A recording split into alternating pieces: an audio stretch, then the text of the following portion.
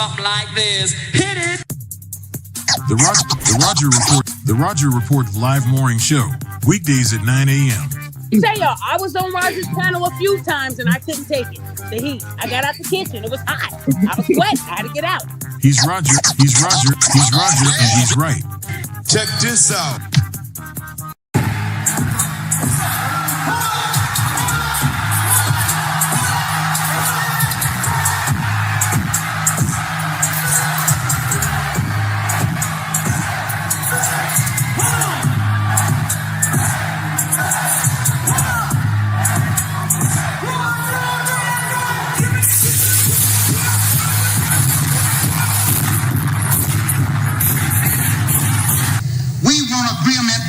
We can live or die. You choose. I have spoken to you a lot of times in hatred and anger, and you have not heard me. Well, you had better hear me today. If you won't listen to me when I make an appeal for the Negroes because you have no concern for the Negroes, listen to me when I make an appeal for America. You claim you love America. Well, we love America. But you are driving us back and you are making a Samson out of us, and we are going to pull down the pillars. And then you think we have no right to ask for something? Is it too much to ask you to grant us human dignity? Should we be put down and shot to death for this request? If so, you can aim your guns. What the hell do you think we care about dying if you're going to deny us the right to live? Like this. Hit it. The Roger Report live morning show. Weekdays at 9 a.m. Say y'all, I was on Roger's panel a few times and I couldn't take it. The heat. I got out the kitchen. It was hot. I was sweating. I had to get out. He's Roger, and he's right. Check this out.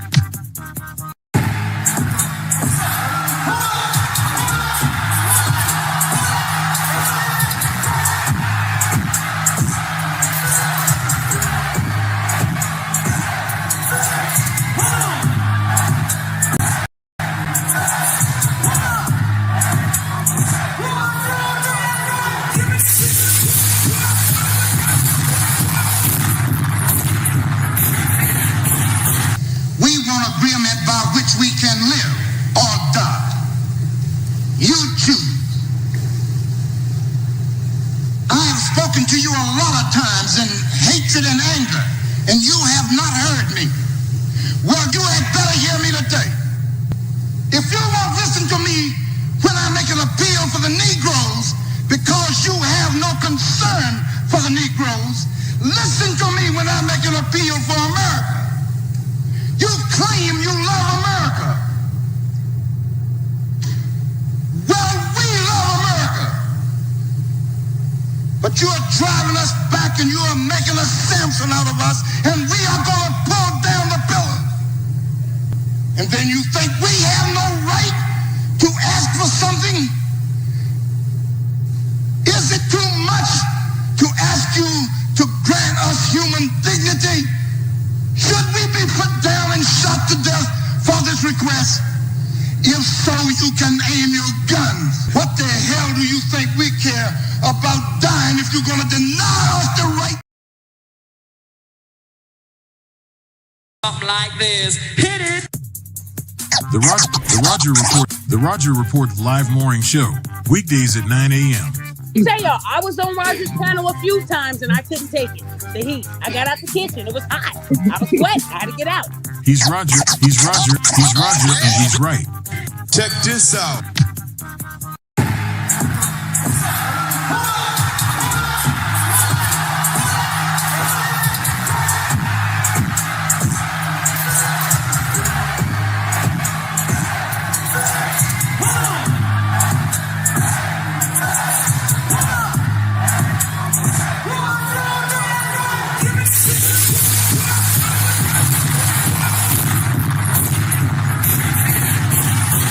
We want agreement by which we can live or die.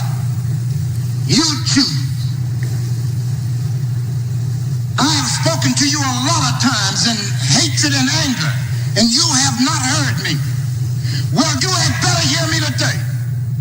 If you won't listen to me when I make an appeal for the Negroes because you have no concern for the Negroes, listen to me when I make an appeal for America. You claim you love America. Well, we love America. But you are driving us back and you are making a Samson out of us, and we are going to pull down the pillars. And then you think we have no right to ask for something? Is it too much to ask you to grant us human dignity? Should we be put down and shot to death for this request? If so, you can aim your guns. What the hell do you think we care about dying if you're going to deny us the right to live? Good morning, folks, and welcome to another edition of the Roger Report Live, the best show on social media. If you are new to the channel, go ahead and hit that like button because this is where you're going to find the best content on social media, and you don't have to worry about it because you're going to have me right here to make sure that happens. And if you've already been coming to the channel for a while, then go ahead and hit that like button because you already know what time it is, and you know that this is where you're going to get the best content on social media. It's not a mystery to you at this point. You've seen other people do it. You've seen other people do it well, but what you have not seen is anyone do it quite the way I do it. So make sure you hit that like button, and everyone, yes, everyone, take a moment out to share the content, y'all. There are so many people who need to get great content like this, and it's just a small thing you can do to help the world be a better place. And isn't that what we want at the end of the day? Don't we want the world to be a better place? Of course we do. So share the content out. Share it through your social media. Share it through word of mouth, or even text someone's phone. But do what you got to do to help spread the word. All right, folks. Today we are going to be talking about a very, very important thing that I've taught on many a time. But of course, there's got to be reminders of things. And unfortunately, because I've lost, more than one channel, the footage is not there the way it used to be. So I got to give it again. Okay. And I want to talk about a huge problem that we got going on in the Black community called, I'm putting a name to it. Okay. I'm going to call it Black Girl Ugly. Now, I do apologize, y'all. I'm definitely having some technical difficulties this morning. I don't know what's going on, but a lot of stuff that I'm trying to do just ain't been able to do it this morning. So, but as they say, the show must go on. So unfortunately, even when you have problems going on, that does not mean that I ain't gonna make good stuff happen anyway. It don't mean that. So I'm gonna have to just work through it. I'm gonna have to work through it. But a lot of what's supposed to be happening, I don't know, y'all. Stuff ain't jabbing right today, but we gonna get through it, y'all. But we gonna get through what I'm gonna call Black Girl Ugly. And you know what? I think it's great that there's a name to go along with this package. Okay, because it's gonna make people understand stuff a little bit better than what they've been coming from in the past. Okay, a little bit better of what's happening in their face at the moment. Should make it a little bit easier for them to understand which direction their future is headed in. And it's a great way for us to communicate with a lot of women who just can't seem to figure out what the issue is, even though it's been presented to them in different ways. And I'm not gonna get into it, y'all. There are some people who just angry at Black women.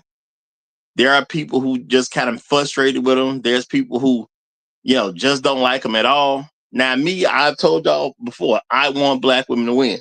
Okay, why? Because they're Black at the end of the day. Why would I not want, someone who should be viewed as my people to lose? Of course, I don't want them to lose. They just simply put themselves in a position where it's hard to see them doing anything but lose. Now, whose fault is that? Okay, whose fault is it that they go through so much trouble to be seen as losers. Now, I think people have some personal responsibility they're going to have to deal with. They're going to have to see that, understand that, accept that, and just plain get over it. Okay? There are personal responsibilities that come along with the territory. Okay? And black women have some personal responsibilities that they just don't want to deal with. Now, whose fault is it that they just don't want to deal with their own personal responsibilities? Well, of course, it's their own because only a person can control that person.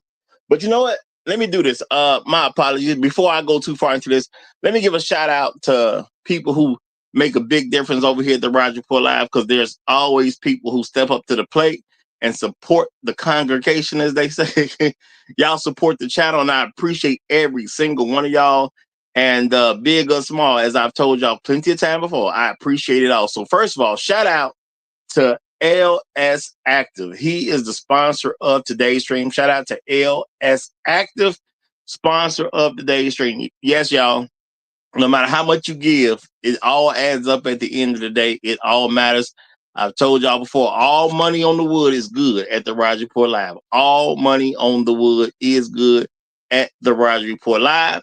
And even though I know more people have gathered at this particular point, because I had such a hard time getting the show started, which, I'm sorry that y'all had to wait a little longer. I'm sorry y'all had to wait, but I appreciate the fact that y'all still here for me, even though I was having some difficulties. So let me not forget to say shout out to the righteous teacher, y'all.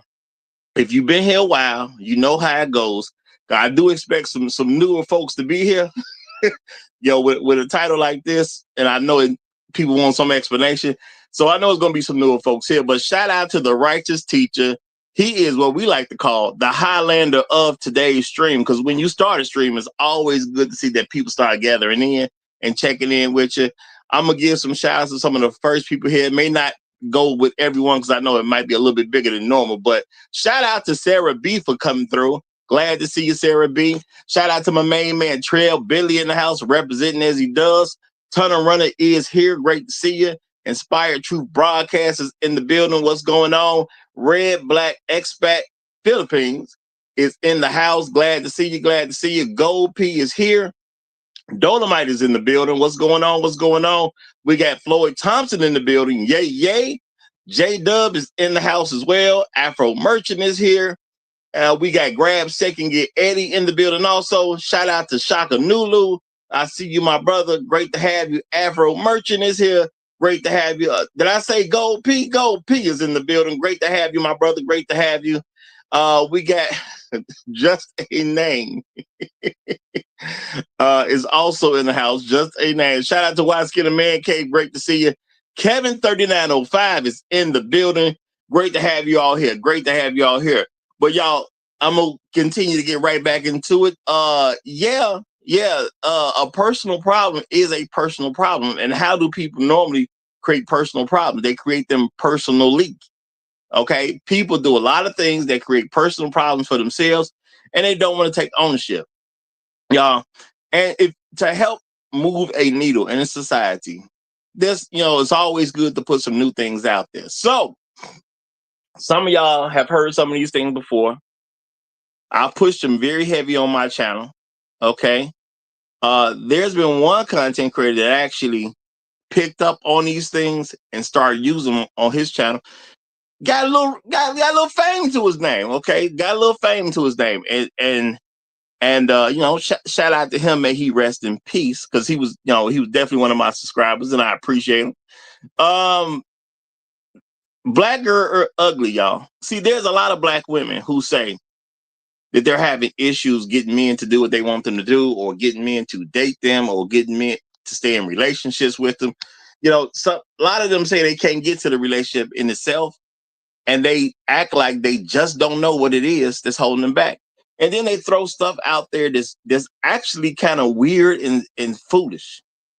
They'll say, hey, I'm not getting attention because I'm black, but I'm not the right shade, which makes literally no sense at all. They'll say, hey, I'm black. I'm just not the right shape. Now I see somebody's trying to come up already. You got to give me a few minutes, okay? You got to give me a few minutes to get a decent monologue out, and then I have you up. So just hold on for a moment, and I'll bring you up, okay? There's a lot of black women who believe it's their shade holding them back, because when you're a woman, and this is something men need to understand. When you're a woman and you are so in tune with how people are going to view you, what expectation they're gonna have out of you, how you present yourself, what impact the way they put themselves together is supposed to do in their own mind, because you can't predict how other people are gonna receive you.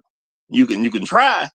We can do the best we can, and then there's just women who, when they don't get what they think they supposed to get, especially when it comes to term of attention, when they don't get what they think they're supposed to get, it can get difficult in their own mind. So a woman would say, well, I'm attractive, but guys are not talking to me because, my skin's too dark. Now, I know that sounds really stupid to black men. The general black man understands that's just an idiotic thought process. Why would a black man not talk to you because your skin's too dark? You don't hear black men complain about the darkness of black women's skin. Okay, we say a lot of stuff. But the one thing we don't really talk about is the darkness of some woman's skin. Because either you fine. Okay, it's been plenty of dark-skinned women that black men have no reason to kick out of the bed when it comes to their color. They just ain't trying to hear that. They just ain't trying to hear that. Okay? Now, let's keep it real. Women will say other little silly things like my hair. Okay? And black women have this thing where, those in America, they just don't like to wear their natural hair. Now, what do black men in general ask black women to do? We say, wear your natural hair. But of course, they're rebelling against us, so they don't necessarily want to wear their natural hair. Okay? Now, if the man say, I want to see you in natural hair, and you say, well, I hear that you want natural hair, but I'm going to not wear natural hair anyway, whose fault is that you're not getting the attention the way you want? You're not being received the way you want. Okay? You put your clothes on, you go outside, maybe you got your short skirt on or whatever, you got your heels on, and you come out, but you don't have your own hair and you're not getting responses the way you thought you was going to get responses. But black men been telling you, we like natural hair. Whose fault is that? Well, a lot of black women just ain't going to take accountability, so it's got to be somebody else's fault other than theirs. Okay? And there's plenty of black women who are pretty. There's plenty of black women who are fine. There's plenty of black women who are beautiful. There's plenty of black women who are gorgeous. Realistically speaking, the most attractive women to black men are black women, because black men like themselves, which means we like women that look like us. It's a natural thing. It's like a white man liking white women. Of course he gonna like white women. He white himself, which I understand is a problem for a lot of black women. But the thing is, this is how nature works. You're supposed to like yourself. All right. So there are a ton of beautiful black women out there who gonna have real issues, but they ignore what the real issues are. Now shout out to Dolomite. Dolomite said, Roger, you're supposed to accept her how she is. Yeah, you know what? That is a great thing to bring up, Dolomite. Now, y'all, Dolomite has the laughing emoji, so y'all know he's joking. But let's think about that for a moment. Black women do want you to accept them how they are.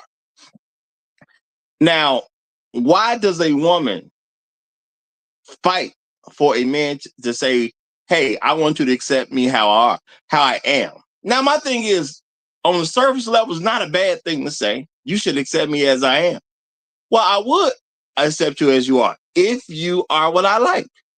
See, and a lot of black women, they hate to deal with this. When you put the truth in their face, it hurts a little bit. We do accept you as you are if we like you.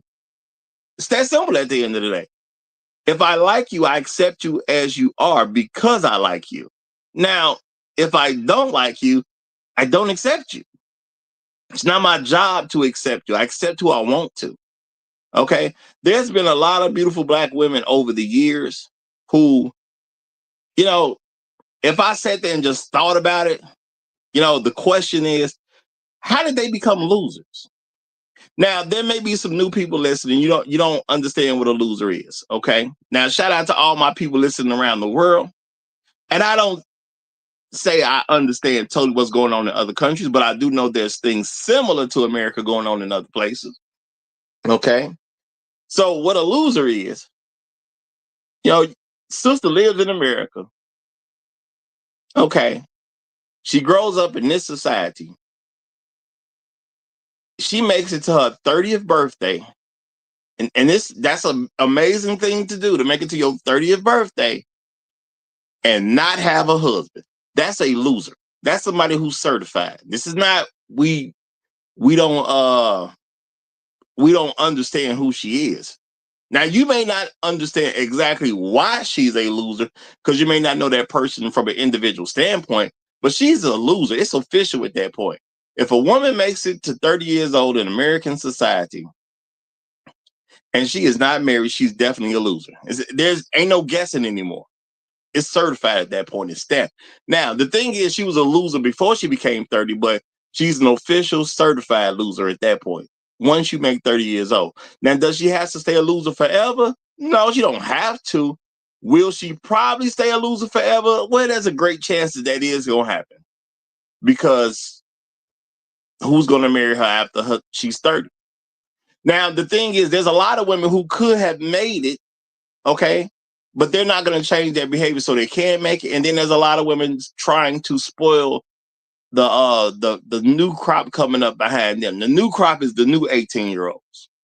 Because every day you got a fresh batch of women becoming 18. That's the way it works. Fresh batch of women become 18. Now, that fresh batch of women become 18 years old. Now they own the market.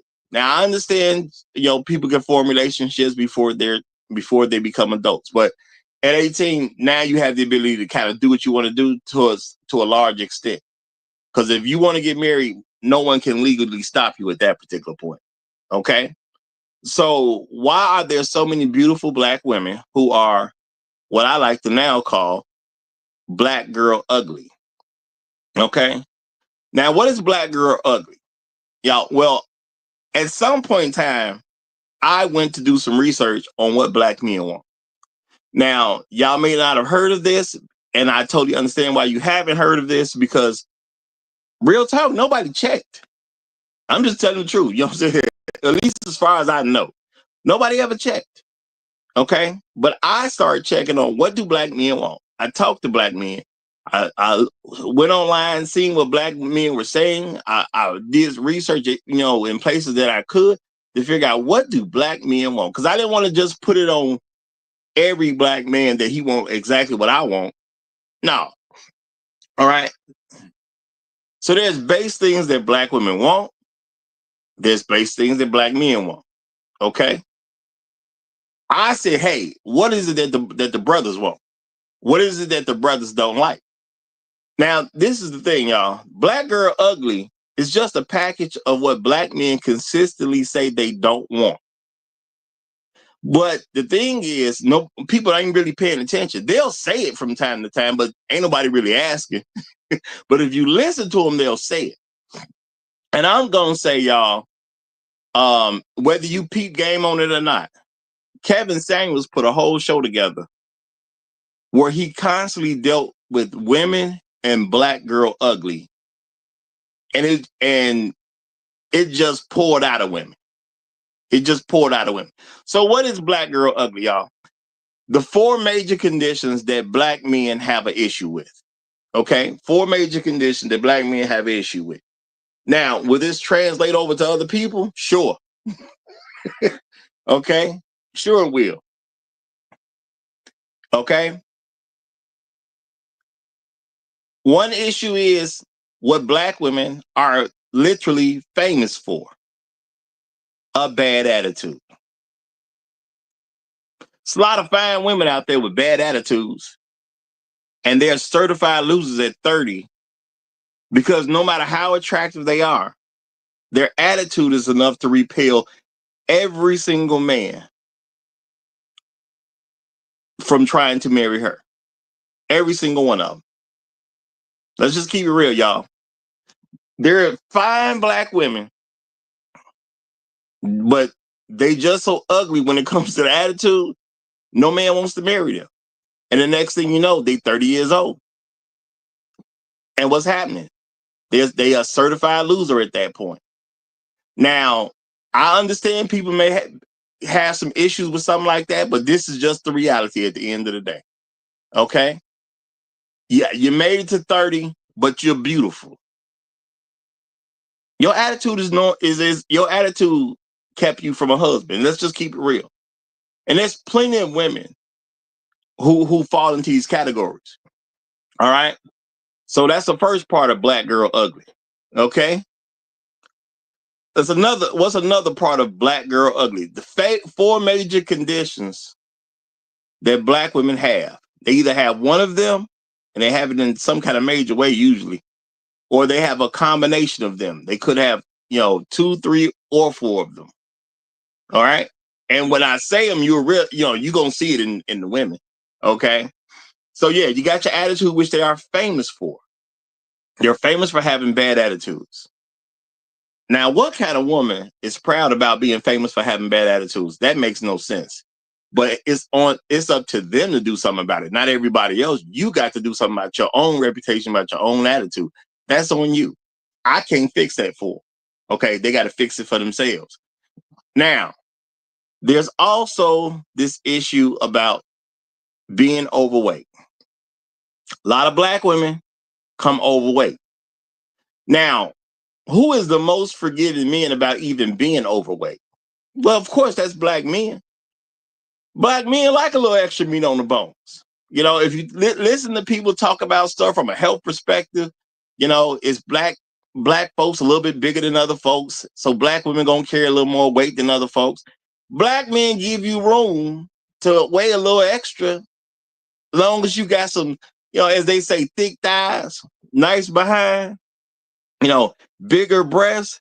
We already give black women room to be bigger than other women. As they say, as long as it's hitting in the right places, right? Okay. Now, some people don't like dealing with that part, but that's just the reality. Black men will give you room to even be a bit bigger as long as it's hitting in the right places. But there's a lot of black women who have it where that extra weight is not hitting in the right places. Okay, it just ain't. It is what it is. It's just not. Okay. So, hey man, that's black girl ugly. You're too fat for me to want to marry you. Okay, it just is what it is. If you are at this weight in your 20s, what would I expect when you in your 30s, 40s, and 50s? You're gonna be huge. It just is what it is. And I'm not saying that ain't smart thinking for men.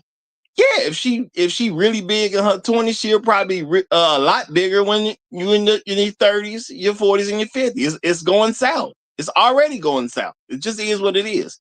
Now, is that black men's fault that black women refuse to work out? I have yet to see a black man try to stop any black woman from working out. I ain't never seen it. Now, maybe y'all got some stories from some place, okay? Maybe y'all got some pictures or some videos from some place. But I've never seen black men try to stop black women from working out. Now, they'll blame black men for them being big, which I don't quite understand how you can justify in your own mind that you big because some black man had you be big. You do what you want to do.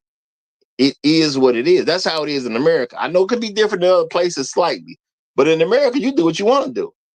So if a black woman is big, she's definitely chose to be big. I ain't mad at her for choosing to be big, but that was your choice at the end of the day. Now you done fell into the black girl ugly category. That's on you. Okay. And I know that a lot of black women want black men to forgive them of this, and they'll say certain stuff like, well, you guys are kind of fat. You guys are big too. Blah, blah, this, blah, blah, that. Well, the reality for men, because men and women ain't the same, the reality for men is men can be fat and they'll be all right. If you don't believe me, remember Biggie Smalls. You don't believe me? Remember Heavy D. Okay. See, as a black man, you could just be productive and fat. I'm not going to tell black men just to be fat because there's health issues that come and you ain't going to live that long. I ain't going to say it like that. I'm going to say it's not normal to catch a fat black guys in their 80s and 90s. So, for your own health reasons, I'm not encouraging anybody, no brothers to be fat at all. Not encouraging that at all. Okay. But you fall into this black girl ugly thing. You know what I'm saying? The men can do it and they can still attract women and, have things go their way. But unfortunately, it's an issue for women. Now, I'm going to speed it up a little bit because I got somebody backstage who wants to join. So I'm going to try to speed up just a little bit. Okay. So you got your bad attitude. You got being fat. Okay. Now, there's another issue with black women have debt. Black women will have enough debt that smart men would just walk away from the situation. You talk to a woman, her debt is through the roof. Now, I understand some debt. Folks have debt. I get it. It's not like I ain't had debt myself. I got some debt now. Okay. Most of my debt is wrapped up in a car. Okay. All right. What happens when you buy a car? All right. That's what most of my debt is wrapped into. But women be having these numbers of debt and you can't even understand sometimes where the debt even comes from. Okay. And there's the consumer debt that's really bad. And then sometimes you have the college debt that's really bad. So there are women who, quote unquote, better themselves by going to get educated, but they get out of school and for some reason they won't pay their loans back like they should. And they hoping that they're going to get some black guy who going to fall in love. And then, they get married and them loans going to be his problem. So that's a turnoff for a lot of men. I'm just going to keep it real. Once I'm not saying women shouldn't go to school, but I will say any man who talks to a woman that did go to school, man, you need to ask her about her debt right away. I have definitely stopped talking to women because they told me their debts were too big for me to even want to deal with them. I think the biggest one, which I've mentioned before, the biggest one I remember hearing was a woman had $180,000 worth of debt. Okay. We never went out. I felt that out on a phone call. It was over with. Okay. We don't need to go to dinner. You got $180,000 worth of debt. We just don't need to go. Now, if you had $180,000, but you bought a home, I can understand it. Okay. But if you just got $180,000 of debt and ain't nothing what a house is, that's all I'm at. Where's the house? Okay. Now, maybe I can understand that depending upon what you went to school for. If you went to college, got a degree, maybe a master's, did certain things, sure, I understand a bigger debt, especially while you're younger. Now, shout out to Patricia. She getting a little upset maybe. Okay, maybe she falls into these categories. Patricia say, you sound so ignorant. It's obviously you haven't been to school and you lied. No, Patricia, I don't sound ignorant. I sound very much like a person who knows what he's talking about because debt is debt. Okay. And when we meet women who ain't paid off their debt, that says something about them. It ain't saying something about the school. As I was just saying, I could understand it more if you're younger, but you're 30 years old. You just sitting on 180,000, for example. No, that just means you're not a good steward of your money. I'm straight. Now, I understand this could be upsetting to Patricia, and Patricia just represents a lot of different people.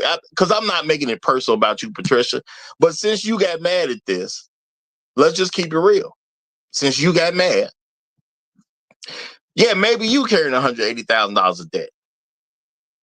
I meet you, I ask you how much debt you carry. You say, well, 180,000. It ain't up to you to say I got to deal with that. No, I don't want to deal with you. Pay that off. I'll holler at you later. It's that simple at the end of the day. Now, I can understand maybe a 22-year-old having it, maybe a 23-year-old. But if you went to school and you got all that debt, I'm thinking you're supposed to get you a nice career, that you're going to make some nice income so you can make that go away.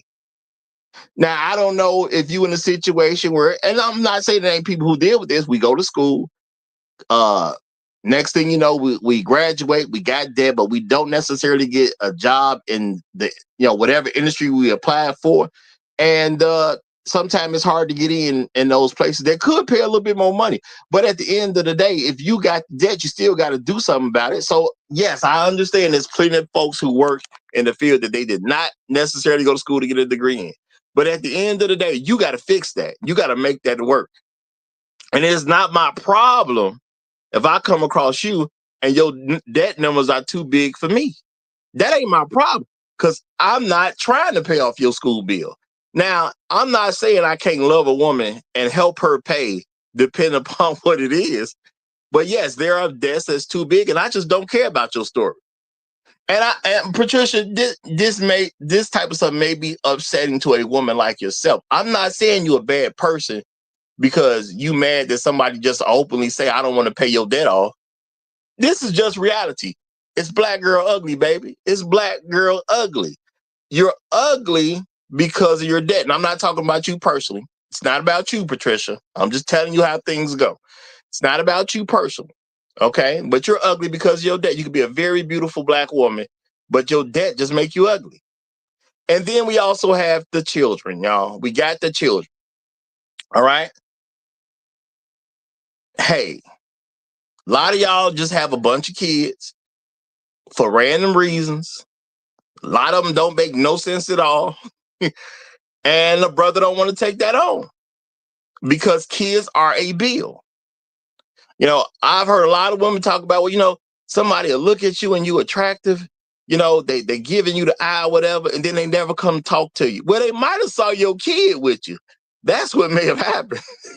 See, women will tell stories, but they'll leave out very important details. Yeah, some man was looking at me at the grocery store. Obviously, he was attracted to me. He looked at me for a while. I thought he was going to say something. Then he never made a move. Well, did your kid come from around the corner talking about, mama, can you buy this? Yeah, that'll stop a lot of men. Now, I've told y'all before, I've messed with single mothers. Okay? But at a certain point, I did stop talking to any woman who had their kid with them. Just to try to cut down on the women who single mothers, to cut down dealing with them. If I saw the kid, I just wouldn't talk to her. I might have very well been attracted to her. Might have started that walk across the room, as they say, Well, if you in a grocery store, you might have started that walk down the aisle. But what happened? Here come little Johnny with a box of cereal talking about, mama, can I have this? Mama, can I have that? Okay, so what am I gonna do? And I've done it plenty of times. I just simply turn around, or I just walk past, whatever, because I was about to get in there and say something. But here come little Johnny. Okay, he asking, "Can we get this box of cereal?" Mission aborted. That's just what it is for me. Abort mission. Now there's women who mad at that, but that's your situation that you did on your own. That had nothing to do with me. I ain't tripping. So you got the kid situation.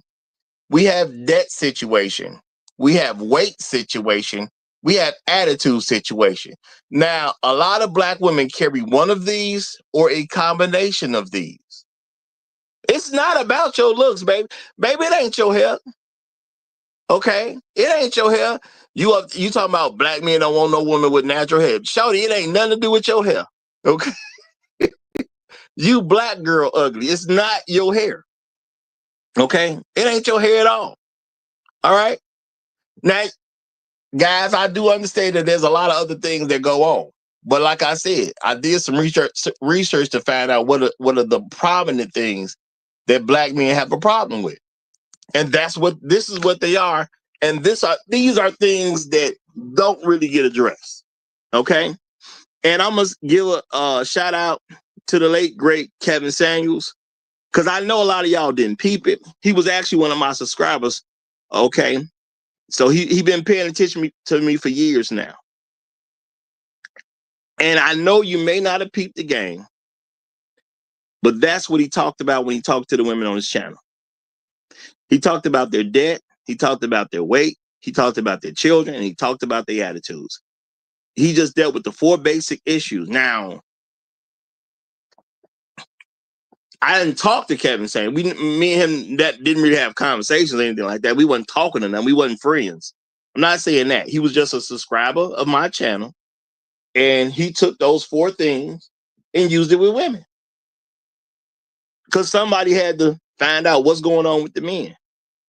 And the issue is women never ask. Women should understand these 4 basic things far more than me, because I had to research and let me see what every dude talking about, not just me.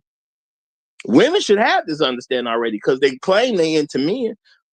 Why they don't understand these 4 major categories for men? Now, yeah, there's other things that can mess you up. Okay, putting a bunch of colors in your hair can mess you up. Sure.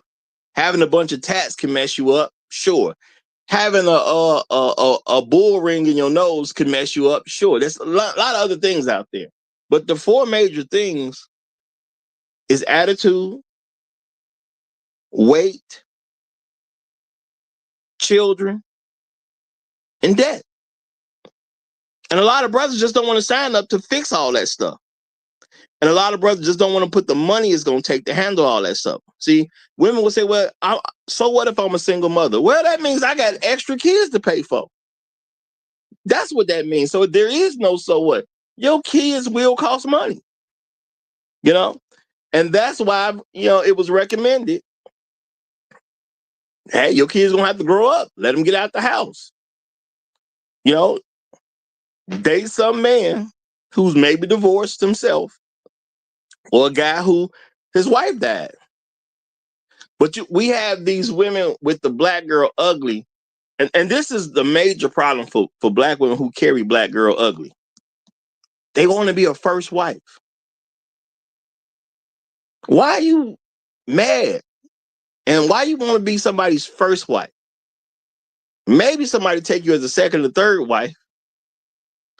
I'm not saying polygamy.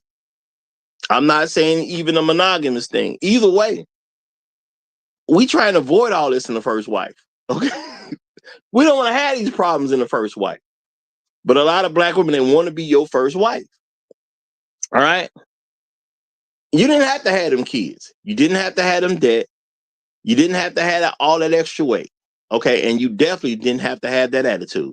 That is on you at the end of the day. Now I got another guest backstage. I'm going to bring him up. So we got Brad, who is returning. And I'm going to let Brad speak his piece in this situation. Brad, what's happening, my brother? How you doing? Hey, great, Roger. Thank you for letting me on. You made a lot of great points.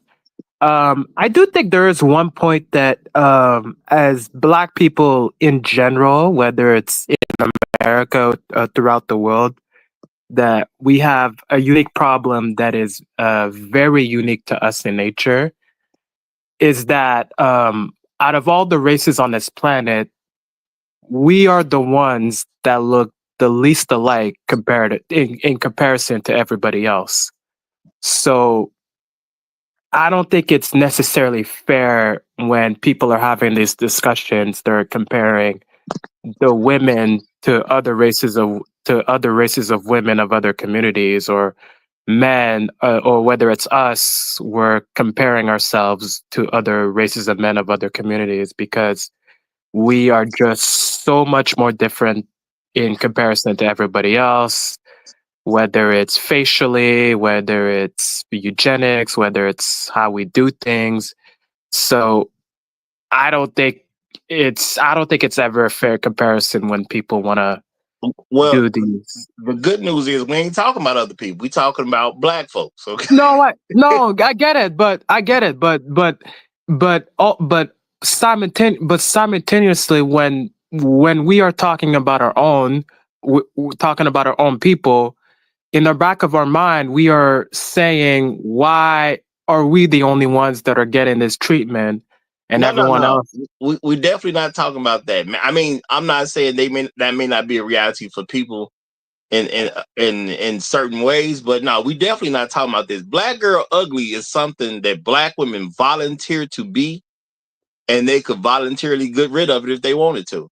This has nothing to do with anybody else. Being unattractive is just being unattractive. And this is the thing. There's a lot of beautiful black women, because if you want to compare, which I said earlier, of course, black men find black women more attractive than other people because black men like themselves. So of course, we put our women at the top of the list. It's not their physical attraction that's the problem.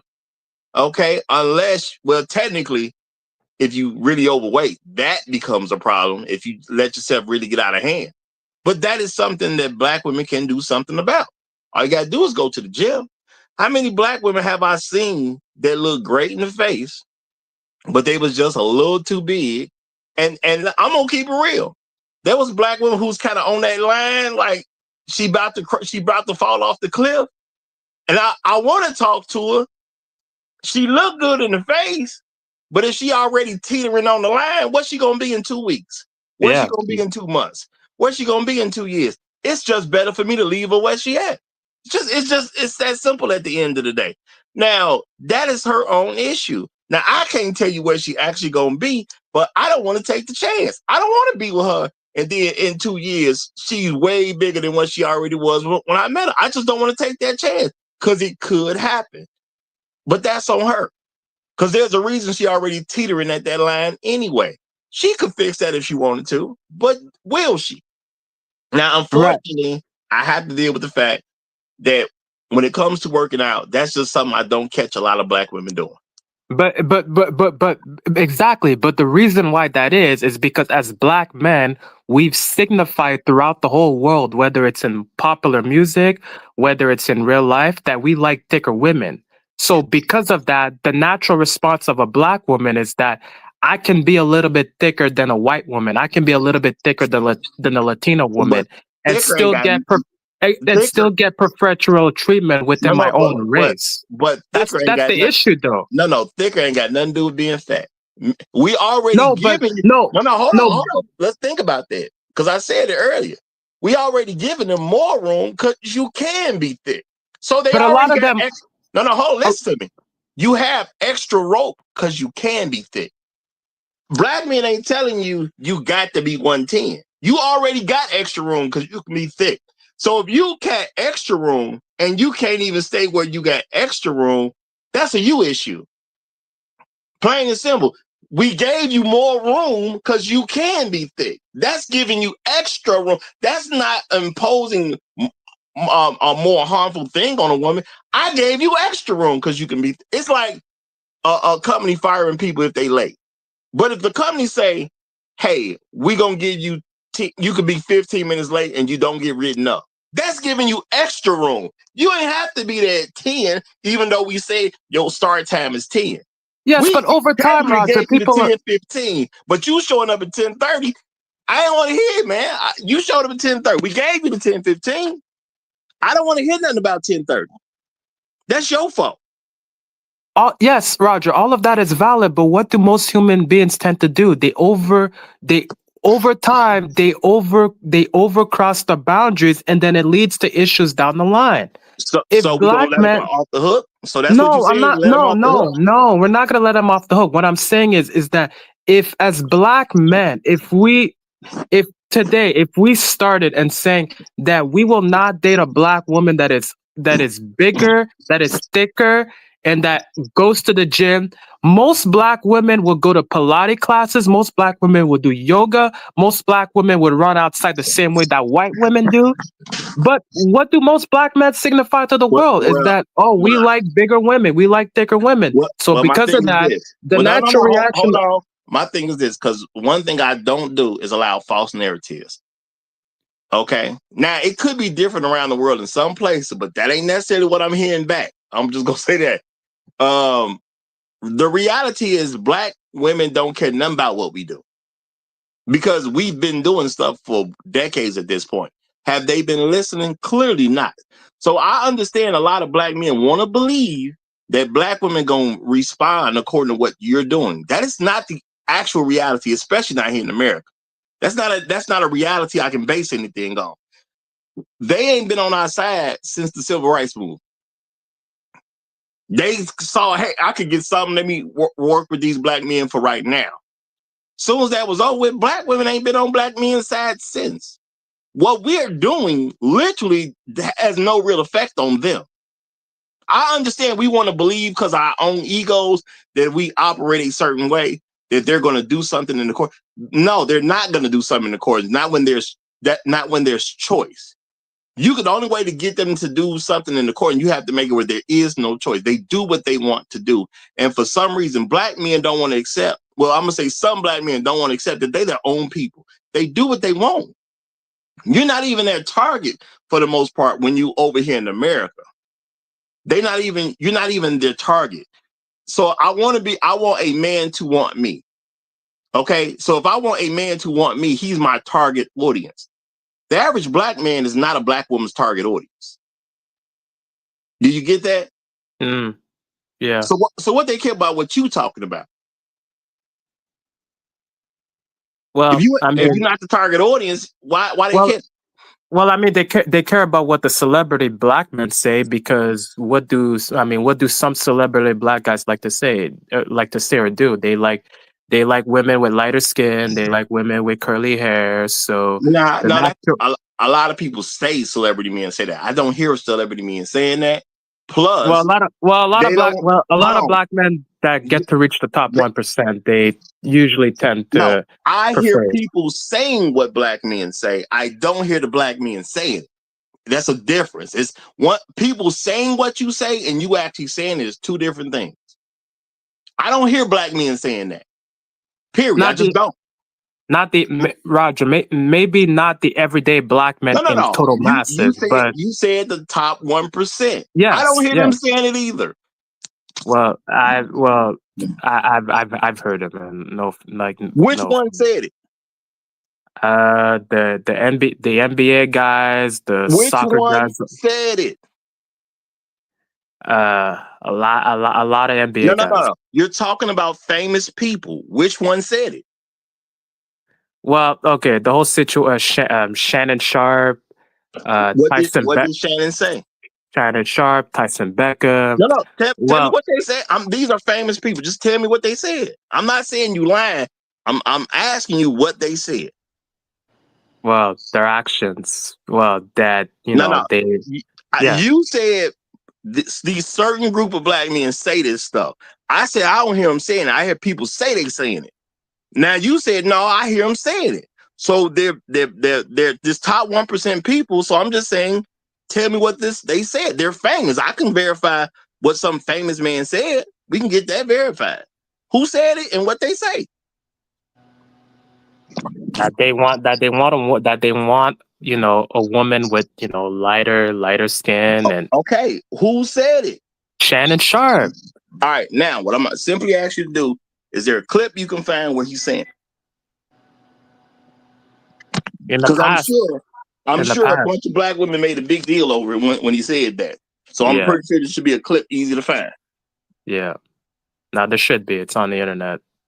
So I'm saying, could you just do me a favor and just find that clip? Okay, and just throw it in the private chat. And you can find he's a famous man. It shouldn't be that hard to do. Right. Okay? Because I ain't never heard Shannon say it. The most I heard was Chris Brown said he want a woman with something with straight hair or something like that. It ain't exactly what he said. I don't remember what the statement was, but that was the most I heard. Okay, so my thing is, I don't hear men saying it. And even if somebody's in the top 1%, they don't count anyway because the average woman will never have them. So they don't even count. And that's something a lot of black men ain't figured out yet. Top 1% people don't count in relationship discussion. They don't actually really exist. Okay, you don't really meet them. You don't really do business with them. The most you're gonna do is work for them, but they're not really a part of the relationship conversation because the average person ain't in the top 1%. So ain't no point in worrying about the top 1%. Right. That's called being smart. Let me worry about the men I can get. Let me worry about the women I can get. I'm not trying to date Oprah. Oprah was never on the radar. When I Yeah. when I grew up, Oprah was already rich. She wasn't on the radar. What I'm gonna talk to Oprah about? And she already was on TV. She rich. You know what I'm saying? Now she done became a billionaire now. Me and Oprah wasn't finna meet and date. Ain't no point worrying about Oprah. That's silly for me to worry about Oprah. You know? So, and I know, and see, this is the thing. Kevin Samuels had a platform where he started dealing with these high value men. But what he did was he just took basic stuff, the basic 4 components that I just talked about.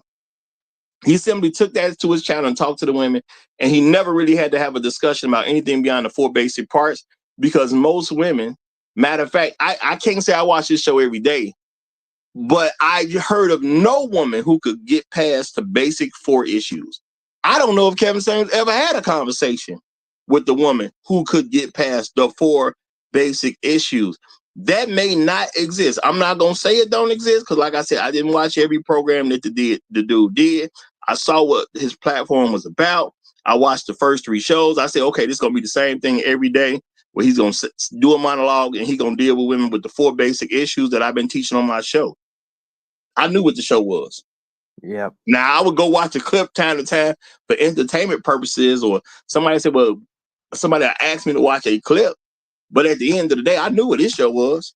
You know, the first 3 episodes was the same thing. So I knew it was going to be the same thing every time. And because I actually create the content that I know very much for sure that he listened to because he was one of my subscribers, I saw what he was doing.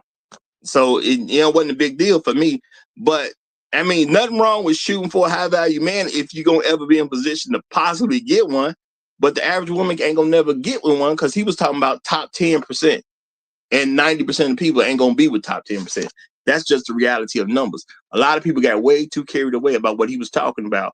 But the whole thing is he was just talking about what men want from a basic level. He never really had to get into anything truly high value to my understanding. You see what I'm saying? And as men, y'all get caught up in, well, I got to be high value. For what? For women who have no standards.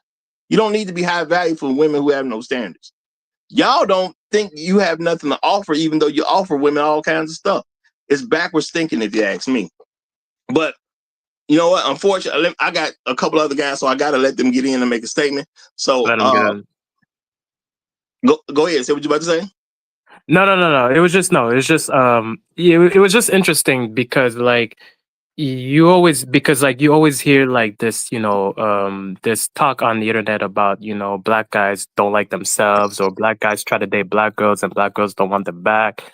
But then it's like you go out to the real world and it's none of this like, stuff on the internet that you thought that it was. But What? it's just I don't know where you're hearing black men don't like themselves, but that's not a real thing.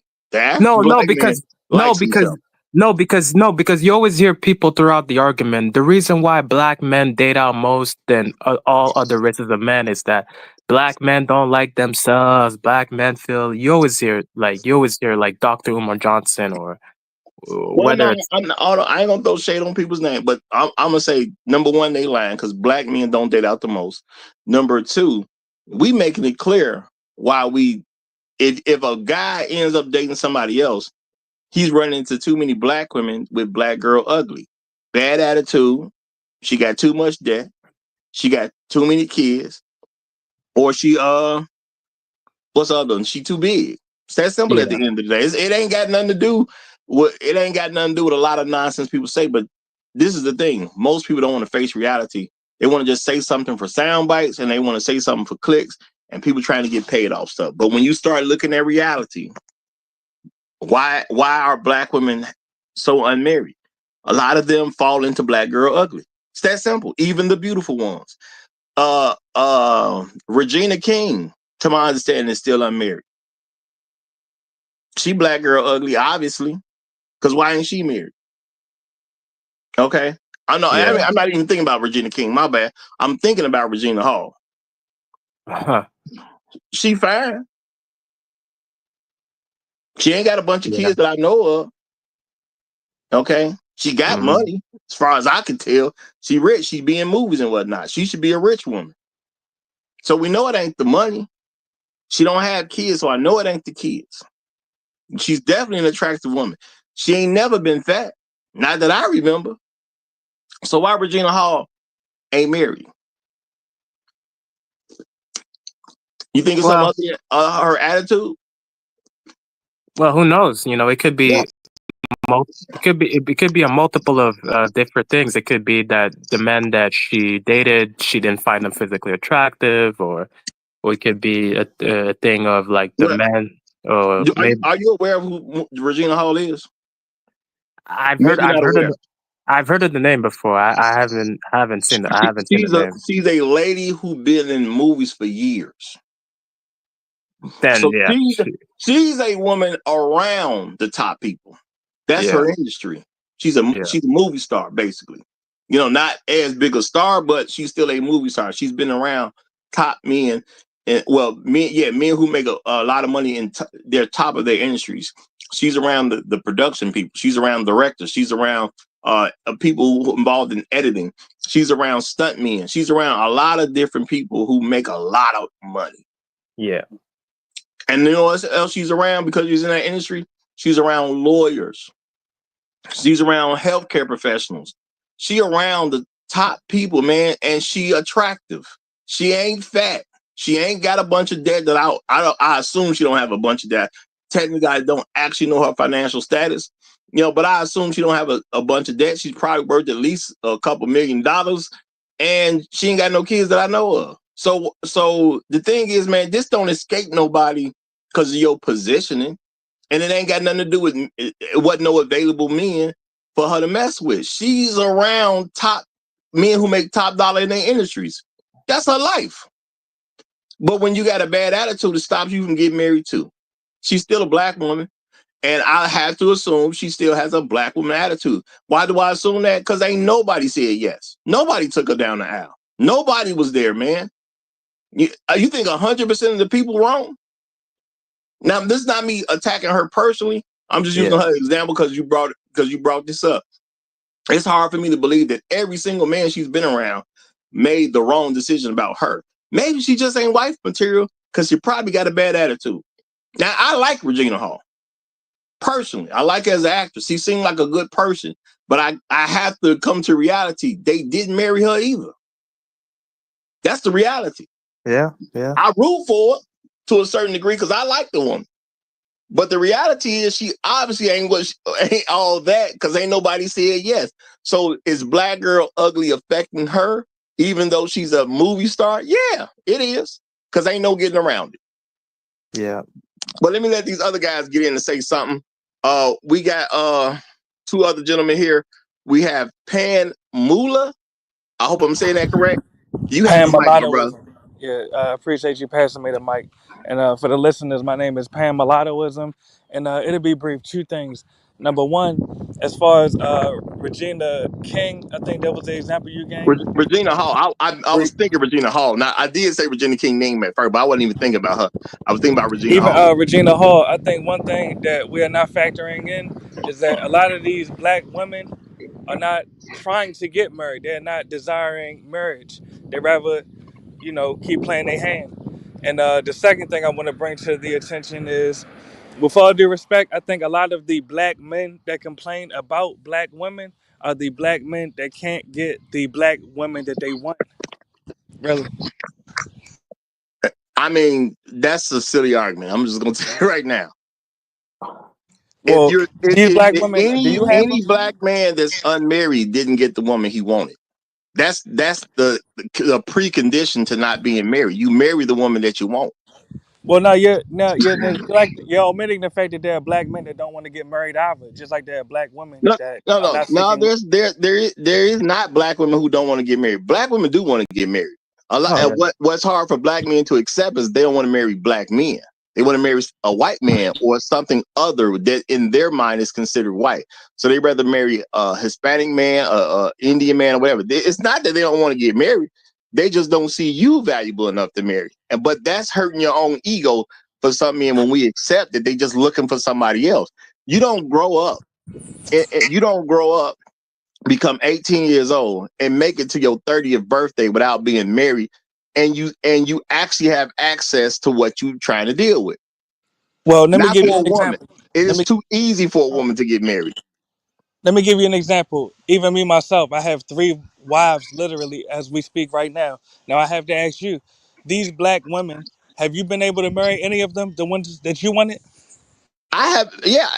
Women have wanted me to marry them. They just don't meet my actual standard, which is a common thing amongst men. Getting women is easy, So especially in this country. It's super easy to get women. The issue is, do you want to keep the women? you just proved my point right there. No, I didn't prove your You point. did. You just As a said that no, you did not want to marry them. There are millions of black men just like you. no. This is what I'm saying to you, brother. This is a normal thing for men. A man goes out, becomes what he becomes, and he picks what he wants. I meet women, they're not good enough to marry, so I drop them. That So doesn't mean you understand my point. no. The point is, a man is always in that position because I was pursuing black women. That's why I messed up when I was young. I should have just pursued other women. I personally made a choice that it had to be a sister. That was on me. That was my foolish. That was my naivete as a young man. That it had to be a sister. I could have just been got married to somebody else. But I was in my mind, oh, it got to be a sister. It got to be a sister. It's got to be a sister. That was my own fault. I can't blame somebody else that I was foolish enough to make that choice. So And have you found a woman of another race to marry? Right. I wasn't pursuing them. If So I that's the would have point. pursued them, I'm sure I would have. So that's the point right there, brother.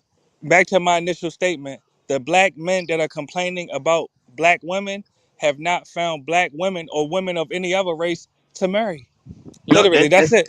no. This no. The thing is, it's not about complaining to women. It's about the fact that we have a mass of women that no man has deemed worthy to marry. The average black woman is unmarried. Yeah. Period. Nobody picked them. See, I And get I get what you're I'm trying not to even say. disagreeing with that part. No, hold on, but hear me out. I'm not even disagreeing that most black women are unmarried. But you could say the same thing about white women in the US right now. No, you can't. Yes, the majority of white No, more women are not married. The the majority of white the marriages end in the divorce. the majority of they are starting to have the same problems too, because a lot of white women is doing the same thing black women are doing. It's Sure. still, last I checked, though, it's still more than 50% of them married. They're heading in that direction, which is very true. I'm not gonna act like they're not heading in the wrong direction. So that is happening, but at the end of the day, that's always how it goes. A man is a person who decides if a woman is marriageable or not. We decide who is wife material. That's just what it is. And as a group of women, when men collectively say you're not marriage material, that means you as women have a problem, because you're supposed to be good enough that men say, hey, I want you, come over here. I'm willing to spend my money on you. I'm willing to protect you, even if it costs me my life. I'm willing to have my children by you. Men are supposed to make that choice. If we can't choose a woman because she's deficient, the problem is her. I'm Men not should even have dis no issue uh-huh. saying, yes, you're good enough for me to marry. Men ain't supposed to have that as an issue. But brother, the part that you're omitting, and I said this before, especially nowadays, a lot of these millennial women, they are not seeking marriage. They are seeking promiscuity. They would rather engage in sexual activity with multiple different partners as time goes on, and they rather pursue their careers. This is what Yeah. we're seeing in reality. No. What's actually happening? Because I get where you're coming from. Women are being told to be promiscuous, and then later on you'll be able to get a husband. And they're learning the hard way that that's wrong, because their mamas are telling them that. Because their mamas want them to fail too. They come from single mamas, and their mamas want them to fail. So their mama ain't finna give them advice so they can outdo them. Because if her daughter gets married, her daughter outdid her. And she understands that. She doesn't want that to happen. So I'm gonna give you advice to make sure you never get married either. Now go out there and be promiscuous. What do you think women mean by telling somebody you too young to get married? You don't even know yourself. She's literally saying go do a bunch of dicks and then later on at the back end, hopefully you can get married. And that advice clearly does not work. But And they that's why I telling want to them say that. this. I want to say this in closing because I know it's another brother up here that wants to speak.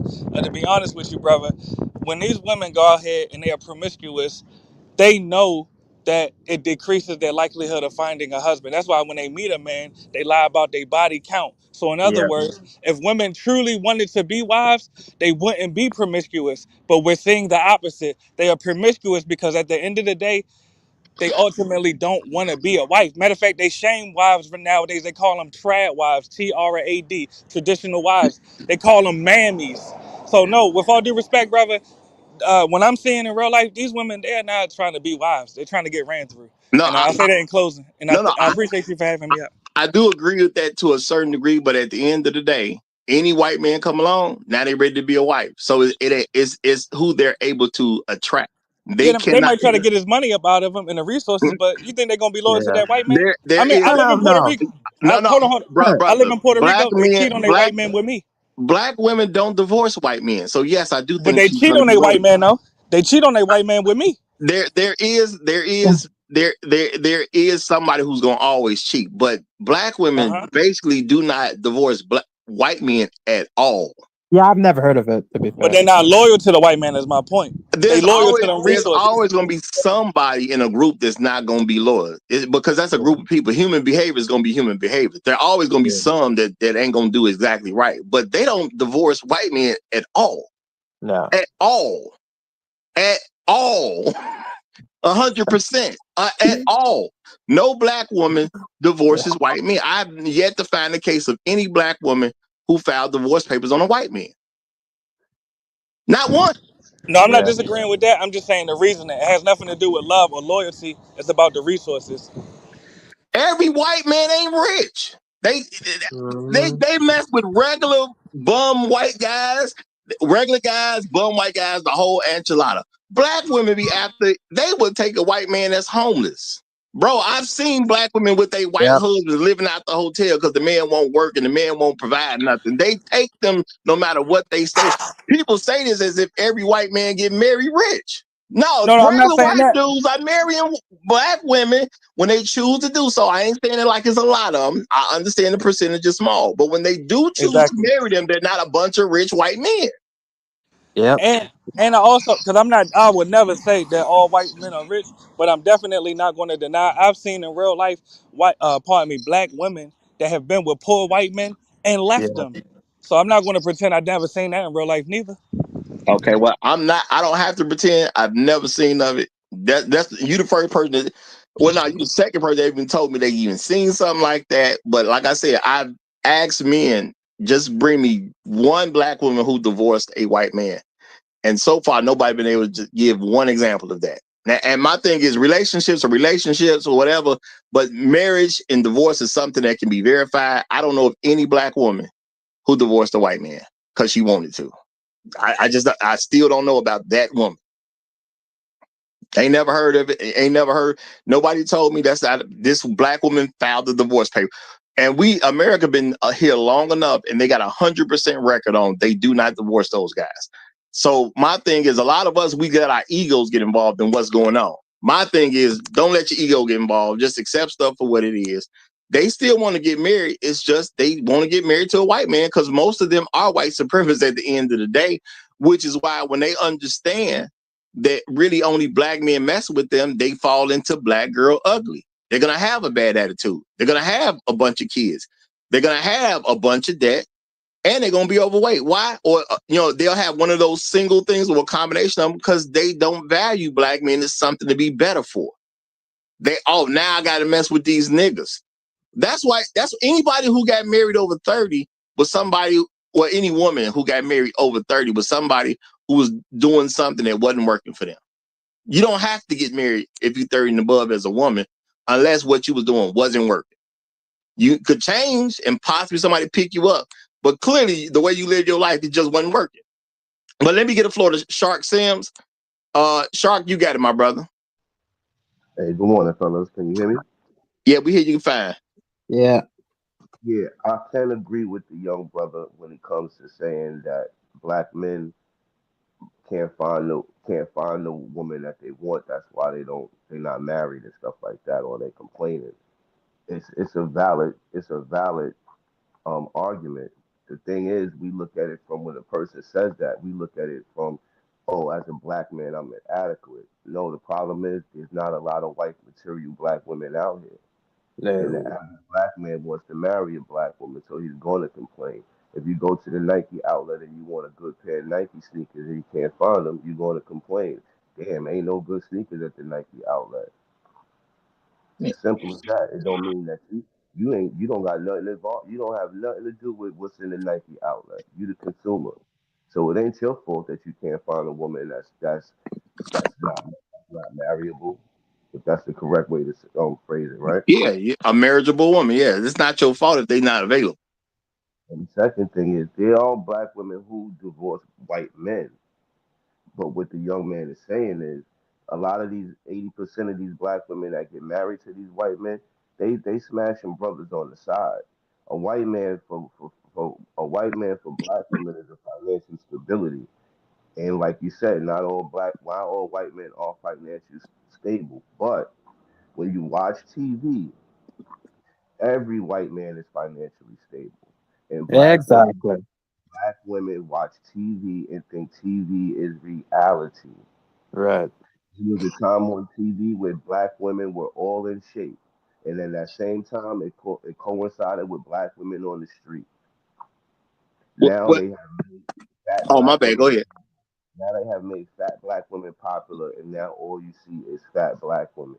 There was a time when in rap videos, still in rap videos, you don't see no fat women in rap videos unless it's like satire. You know All what right. I'm saying? So it's just it's a lot of black people do not understand. We are literally programmed like robots in this world of America. We literally programmed, Now, and if you're not what? gonna break the Oh, go programming, ahead. no, I was just gonna say, and if you're not gonna break the programming, you're gonna be messed up forever. Nobody. When we was young, you never went into none of your homeboys' rooms to play Nintendo and Sega Genesis, and they had posters of fat girls on their wall. Well said. Now, I'm gonna say this. This is part of the problem when people are talking. We get into ego stuff because people want to be right. Okay, I said black women want to get married. His whole thing was they don't want to get married. I said yes they do because anytime a white man show up, they find we getting married. That tell you what she wants from day one. She don't want to marry you as a black man. Cool. She wanted to marry a white man. That means she did actually want to get married. You see, then is okay. Well, let me try to be right. Well, those women are cheating on their husband. Maybe they do. Heck, you can say all of them cheat on their husband. That doesn't negate the point that they actually wanted to get married. They did want to get married. They want to get married to a white man because most black women are white supremacists and they're trying to have their babies have something else. And then hopefully whatever that have something else is will marry something else. So they can only be a quarter black, as we would say. They're trying to get their genes in a position where they're not producing black children anymore. That has nothing to see. People make arguments to try to take away from, to move away from the argument that was made. So quote unquote, I can be right. Black women want to get married just like any other woman. Mm-hmm. They beg other people to marry them. And then they beg us when they're older. And they got black girl ugly that's a little more easier to see. See, now you can see the kids around. They still talking about I want somebody to marry me. Why? Marriage does provide stability. Or that's the ideal of it. They want that stability. They just want it from you now because I'm older and I already lost out in life. That, you know what I'm saying? So the thing is, they just wasn't trying to marry you. You the backup. It's that simple at the end of the day. You got to ask yourself, if a woman made it to 30 years old and she ain't married, what was her issue? You can't say in America that a black woman can go out in these streets and actually want to be married and can't get it done. Every good black woman that you come across is usually married before she's 25. You don't meet 23-year-olds that's so lovable and all that type of stuff, and they just be single. You don't do that. When you meet women who are older, they got attitudes already. Some of them already done put weight on. And I'm saying this because yes, there's children have a different metabolism for the most part, and then we get older, and then our metabolism change, and fat starts to stick on you, and things like that. Yeah, those women asking men for husbands and whatnot at that point because they already at the crash. They crashing out at that point because 30 is old for a woman. You know, I can't reproduce babies like I could when 10 years ago. That's old for a woman. And we want to talk about everything but the reality of she's just involved in Black Girl Ugly. Now I understand the dude think he made a point. Well, you know, I got 3 wives. You just told me you're in a whole different culture. That's why you have 3 wives. Because American culture don't have people with multiple wives. That's just not American culture. I'm not saying there ain't a few people in America that do it, but that's obviously not American culture. So you in a different culture, which means your women were probably raised in a different culture as well. And they probably were raised to be wives, which is why you picked them. You see what I'm saying? People keep trying to compare apples and oranges, and it's really, you know, Black men are trained to come to Black women's aid and protect them, even though it's silly to do so in a lot of cases. You Black girl ugly, just Black girl ugly. Meaning you fat, you got too much debt, you got a bunch of kids, or you got a bad attitude. It's no man's fault that you're in that position as a woman, because you're in a country that allows you freedom to be what you want. You can present yourself how you want to in this country. You don't have to present yourself as a single mother. You can, but you don't have to. You can present yourself as a person with a bad attitude, but you don't have to. You can get involved in a bunch of debt, but you don't have to. It's all choices at the end of the day. But see, if men say, well, look, ladies, this is why we're not choosing you, everybody trying to make it something other than what the woman doing. How do you become fat unless it's you? Okay. Now I'll say maybe there's a very, very, very, very small group of people who have a medical condition if they can't help that. But I want to see your doctor's note. Real talk. If you're going to tell me that's what give me your doctor's note if you're going to say that's what your issue is. Okay. You're in a country that you can go to the chop shop when you get pregnant. You can have the man you having sex with wear a condom. You can take your own birth control, whether the guy has the condom or not. You can have him wear a condom while you're on birth control yourself. Being a single mother in this country is a choice. Can't nobody make you a single mother unless they physically lock you up, have sex with you enough times to get you pregnant, and keep you trapped until that baby is born. That's the only way to make somebody a single mother. And that's not a likely scenario. You know, has it ever happened before? I remember one story on the news where it actually happened one time. One time. So that's how much it takes to make somebody a single mother. No, women want to do that because that's what they own. It's that simple at the end of the day. And so why are we trying to defend Black women who doing stuff that we don't want to be involved with? Okay? She can eat herself till she fat. She knows men ain't gonna like fat guys like that, but that's where that attitude comes. Well, why can't y'all just accept me as I am? Because that means me being fat is not a problem. You shouldn't worry about the fact that I'm fat. Well, I'm just telling women the straight up truth, because I've been hearing this since I was a kid. Men have a workaround for being fat. They become producers. There's no real workaround for women. We crack jokes all the time about being with some super rich woman, but she's unattractive. That don't really happen in real life.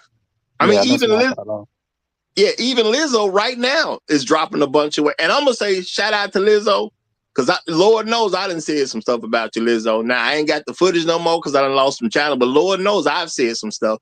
But I'm actually proud of the fact that Lizzo has decided to drop some weight. And all the women were calling her beautiful, Roger. And yet she even knew deep down that she needed to lose weight, or else no man was ever going to find her sexually desirable. Even she knew deep down, Roger, But what did and this is not a black woman thing, but what did the women around her kept telling her? Oh, you're beautiful the way you are. Your money and your status makes you as a woman. And then boom, That's she definitely a lost black all that woman. weight. That's definitely a black woman. Black women do that, and they do that a whole lot. Black women is the main reason other black women. Well, I'm saying they get their reasoning from other women that puts them in position like that, so they can't get married. Black women do that all day long. Girl, eat Yes, whatever you black want women, to. but other women collectively too. And what the For other sure, women do is ain't my issue. They Well, the not reason ours. Until we marry for them, the they most not part. ours. You know what I'm saying? But Roger, but you see, but this is what I meant to say. This is what I said earlier. If and I get it. You said that the average black woman doesn't care about what the average black male thinks. Something. Well, you didn't say those words specifically, but you said something to that nature. What I'm saying is that if black men started a trend globally, worldwide, and said, black women, we will not date you in vast majority unless if you guys go to the gym, unless if you guys, for the most part, because I don't see that many black women in Pilates classes and yoga classes, we will not date you unless if you lose some weight, fix your attitude, wear out your natural weave, then I guarantee you, maybe not all black women, but a good amount of black women would change overnight if well, black men collectively That's came together. but that's never going to happen because black men don't have any sexual discipline. That's what, it. Let's be what, real. no. The whole thing is you talking about something on the global front, bro. In America, black men are already doing that, and they not changing. No. Black men have no. This ain't a global front. This is an American front. No. Black men. He did say Nah, it's black men around the world. I'm saying trying to get the most men around the world to do the exact same thing. That's going to be a defeat in itself because you got other countries and there's politics and things that go along with that. But what I am saying is, even in America right now, black you men have in Western countries is no. what I mean. Not You have. global. Well, I'm saying in America right now, you have a bunch of women complaining that men ain't giving them attention, men ain't doing this, and men ain't doing that, and they still not trying to do what we say actually do. No, but That you don't see Roger, women saying they are still having sex with men, black men, which means to go to say what he's trying to say. He just might have misworded it by saying globally, but nationally, black men don't have that sexual fortitude to do that. It's always going to be a black man that's going to give out of shape, couple of babies, bad Yeah. attitude, black woman, some penis. Yeah. I mean, for the most part, right now, because I'm not gonna say you wrong, because for the most part, black women have had to, if we pay attention, black women have children for the most part by a small group of men. The black men who get married, sure, they have children by their wives for the most part. But if you start looking at unmarried people, most black women can't get a man to have a baby with them. So the thing is, I ain't gonna say they can't get the sex because Lord knows they hoes out here. You know what I'm saying? Black women have went out their way to prove that they America's hoes. So I'm saying you right on that note. But the thing is, black women don't care enough about other stuff to start changing their behavior because of what the men are doing. Because they're going through issues right now. And I don't see black women saying, I want to change to better myself for the men. They just, well, y'all ain't giving us attention the way I want it. Y'all ain't buying me drinks the way I want. Y'all ain't taking me out the way I want. They complaining, but they ain't talking about I'm gonna change so I can get a different result. But you hear them complaining, and they ain't never shy about complaining. You ever heard a black woman complaining about she can't get sex? No, I agree with the sex part. I do agree with the sex part because somebody's hitting it at the end of the day. I'm not saying that ain't true. You know what I'm saying? At all. And as long as somebody's hitting it, Rodney from the hood. Yeah. it don't matter who hit. As long as somebody's hitting it, they ain't never going to change. And as far as Yeah. what y'all was saying about the women bigging up Lizzo, they was bigging up Lizzo because Lizzo was competition. Black women period will lie to the ugly girl All the time. to Okay. keep the ugly girl from getting beautiful. Yeah, because Lizzo is already a star and she already got money. They're gonna feel a certain way about her. So if she becomes beautiful too, that's just put her in a whole different league as far as they're concerned. And they would be right at the end of the day. Because Lizzo can access celebrities at the end of the day. Why can't she access celebrities? Is only because she black girl ugly. She was just big.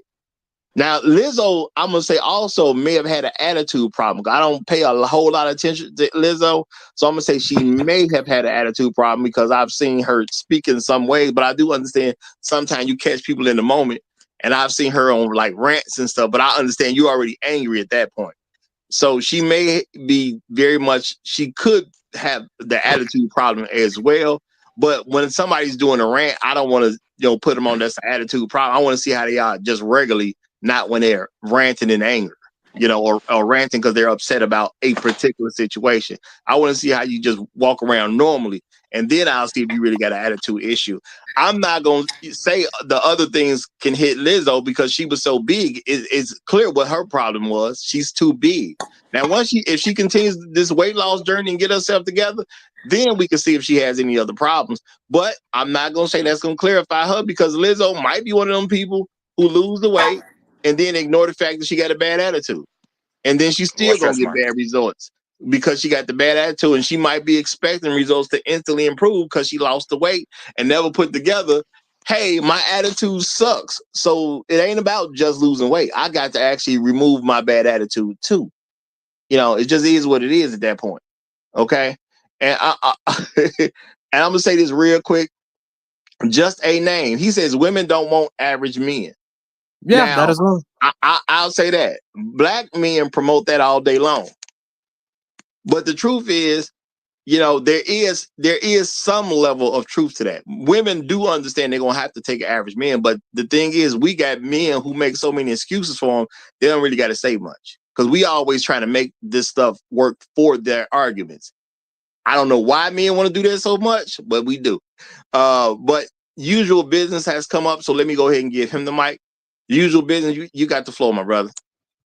Okay. I heard some of the fellas said a few things about what the ladies and their complaints were. Um, you can't make a person won't change unless they're trying to get their target audience, right? Like if I'm going out hunting for a buck, I bring the material that's going to help me get a buck, right? I don't bring fishing equipment to go get a buck deer. I don't do that. I don't do that, right? Because I'm not going to be able to catch what I'm looking for, correct? So when women go out there and they say, "All right, there's literally clips I could bring them here and for you." When black women will literally say, "If you catching a white man, you must be in shape. You must be this. You must be that. You must be polite." And the thing that we put black men through, they are not going to handle that, right? So you must be honest with yourself and understand that black women harbor white supremacy deep in their soul, right? So when you have a woman who harbors white supremacy in the depths of her soul, that changes her their outlook. Like I look at it like this: like a woman is a Muslim, right? She's looking for different qualities, right? If a woman is a Christian, she's looking for different qualities. If a woman is a Buddhist, she's looking for different qualities, right? If a woman is she worships on the altar of white supremacy, right? She's looking for different qualities.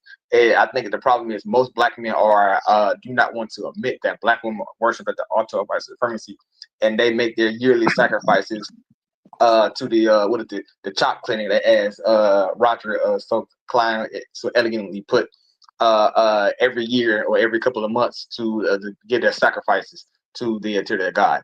The problem is most black men do not or are unwilling to accept the truth that as it is. There are plenty of women that in this world that you can also have access to.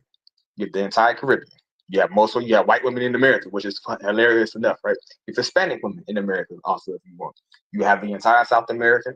You have Africa, and you have the southern, with southeast women who adore you. You even have Japanese women who literally say we enjoy and want black men. The problem is you have men who have the how to say this limited view of the world. Like Roger himself said, he wanted personally to have a black American woman and a black American woman only, right? And he said that was his mistake. Now, granted, I on the other hand would not be making this mistake. Repeat this. I, on the other hand, would not be making this mistake. I go down a routine basis to East Africa. Uganda and Kenya are my two favorite spots, and Tanzania is about to be my third. I would not make that same mistake. Because at the end of the day, I understand the reality of the world, and I prepare for it. That is what men should be doing. That's how we should, and that's how we hold ourselves accountable, and that's how we better ourselves. with new information, you make different choices. Now, the reality is, most men will hear this and they will shy away from the truth, even if it hurts you. And that is the epitome of female behavior. When you hear the actual truth, you run from it. It's called accountability. And I'm gonna stop right there for the moment. And you know what? That's real talk, and that's called progress. When you can admit what your mistake is, and other people can hear what the mistake is, so they can say, "Well, no, I can avoid that mistake. I can avoid that mistake." That's what you want. And I'm not saying he made that decision because of what I said, but I do say it because I want people to avoid that mistake. At the end of the day, it's about how we think about things that make us make all the decisions that we make anyway. It was a mistake for me as a young man to believe that I need to find the right black woman to make a great family with instead of just accepting any woman, because I thought black community just meant black person, period. That was wrong for me. Now I'm older. I understand there's different subsections of the black community. Just because you black don't mean you rocking with me at the end of the day. You got this whole anti-family, dysfunctional single mother community out here. And unfortunately, most black women belong to it. It just is what it is. You know, I ain't mad at them for belonging to it, but I'm not taking them on as a wife. Not me.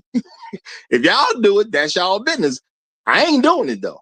It just is what it is, you know. And I get it. Some people try to shame you and say, well, you know, well, you didn't find what you wanted. Yeah, I understand I didn't find. That's exactly why I didn't marry them. Every man that didn't find what he wanted didn't get married. That's normal. That's not something to be ashamed of. That's called being intelligent. You don't marry anything and take responsibility for anything. You marry something that's worthy of. It's that simple at the end of the day. But a lot of black men can't understand a black man being worthy because we've been falling for white supremacy very heavily. But black girl ugly is a real thing. And black girl ugly can be changed. Being overweight can change. It can't change, Roger. Like he said, he just hit the point. When they want to go get a white guy, I seen that video. She said, and you got to do different things when you want to get a white guy because they're not going to tolerate the same things black men tolerate, which means to go to show you that black men will tolerate anything from black women. So how could you get mad at black women for presenting you anything when you will take anything? And I'm not saying you specifically. No, I know black men as a whole. No, but Roger, I have a question, and this might be a little bit off topic, but in your and this can go throughout the whole panel. In y'all's opinion, do you guys think that white men do a good job of displaying good, positive images of masculinity? It doesn't make a difference. No, I don't really think they do, but it don't really make a difference. At the end of the day, you know what I'm saying? At the end of the day, we got an issue that we have to solve amongst ourselves. Because I do think positive images of masculinity are very, very important. No, people accept what they want to. Now, I do agree you should have positive images, but people accept what they want. It's that simple at the end of the day.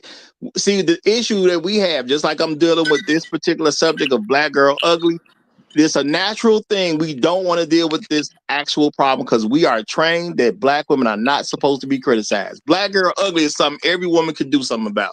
I am literally talking about a woman being overweight, a woman being in a bunch of debt, a woman having a bunch of kids, and a woman having a bad attitude. She can do something about all those things.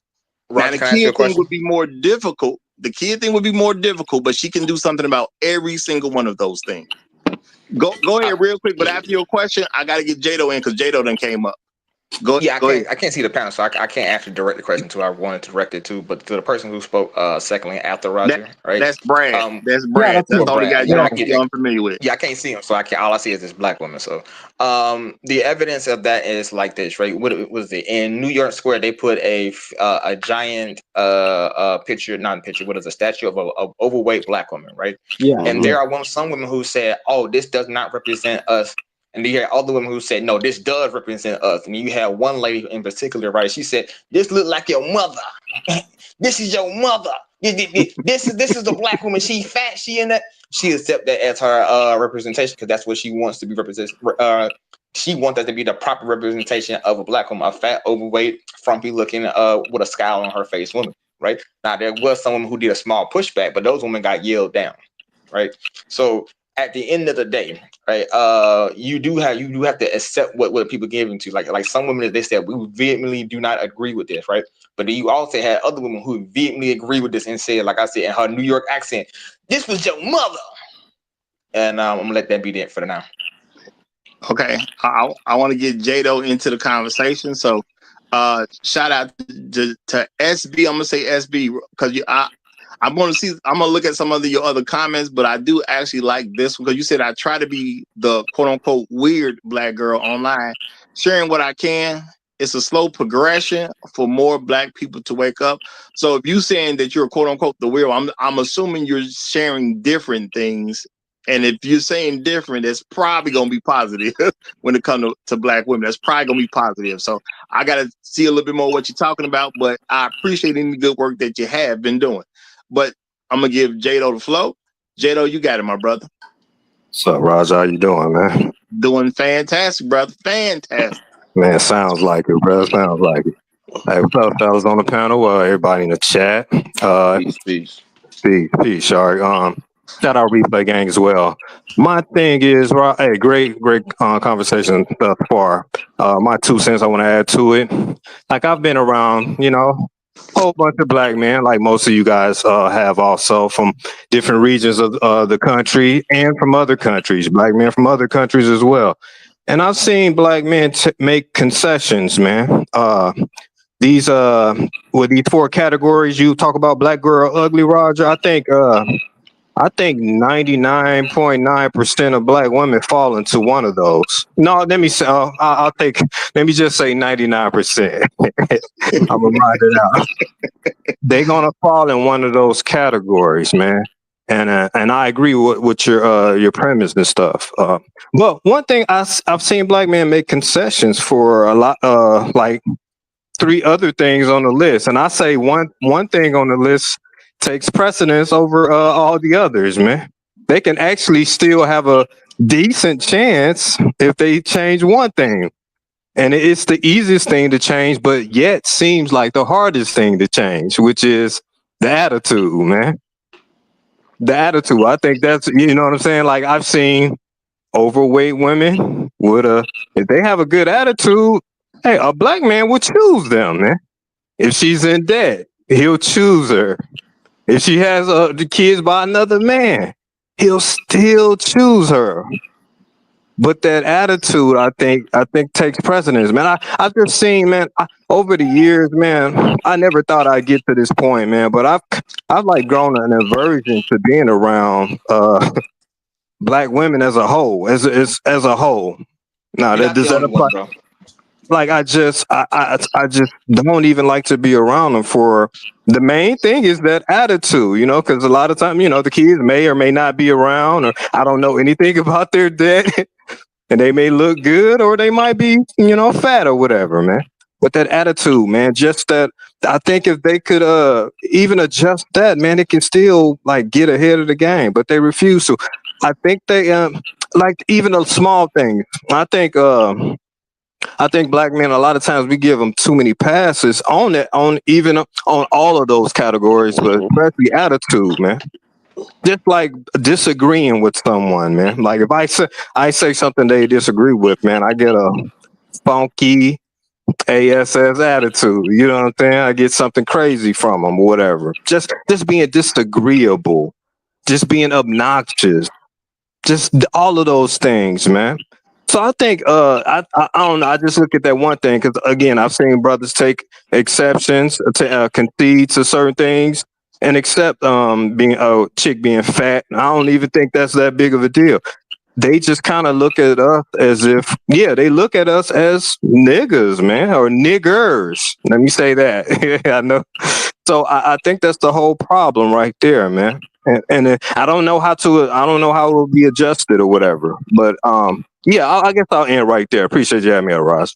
No, I appreciate you saying that. And I think that's a major issue. And our attitude is we're always trying to let them off the hook. Because what I'm presenting today, like I said, nobody asks black men what they really want. I just went out and started asking black men what they want. I started seeing what men were saying online. I started seeing what people's real issues are. Because nobody, from a societal standpoint, really care what black men want. And they don't really care what black men don't want. And these 4 things kept popping up when men were saying about the stuff they trying to avoid. These 4 things kept popping up. You know what I'm saying? Like I said, Kevin Samuels was a person who listened to my show, literally talked to women day in, day out, only about these 4 things, as far as I can tell. I don't know that he ever talked about anything other than these 4 things. And all you people found out is that even if you dangle a rich man in front of a black woman, she don't care. You's a nigga. Them 4 things you're supposed to look past. Now, I'm gonna say this. As black men, if y'all letting them get past all this stuff, that's on you at the end of the day. I done told you, I done dated single mothers myself. I didn't even understand single motherhood was an issue when I was young. You know what I'm saying? But there was bad single mothers out there, so I definitely was hitting it. Okay, so it is what it is. I didn't even understand it was just like this huge issue the way it is for people.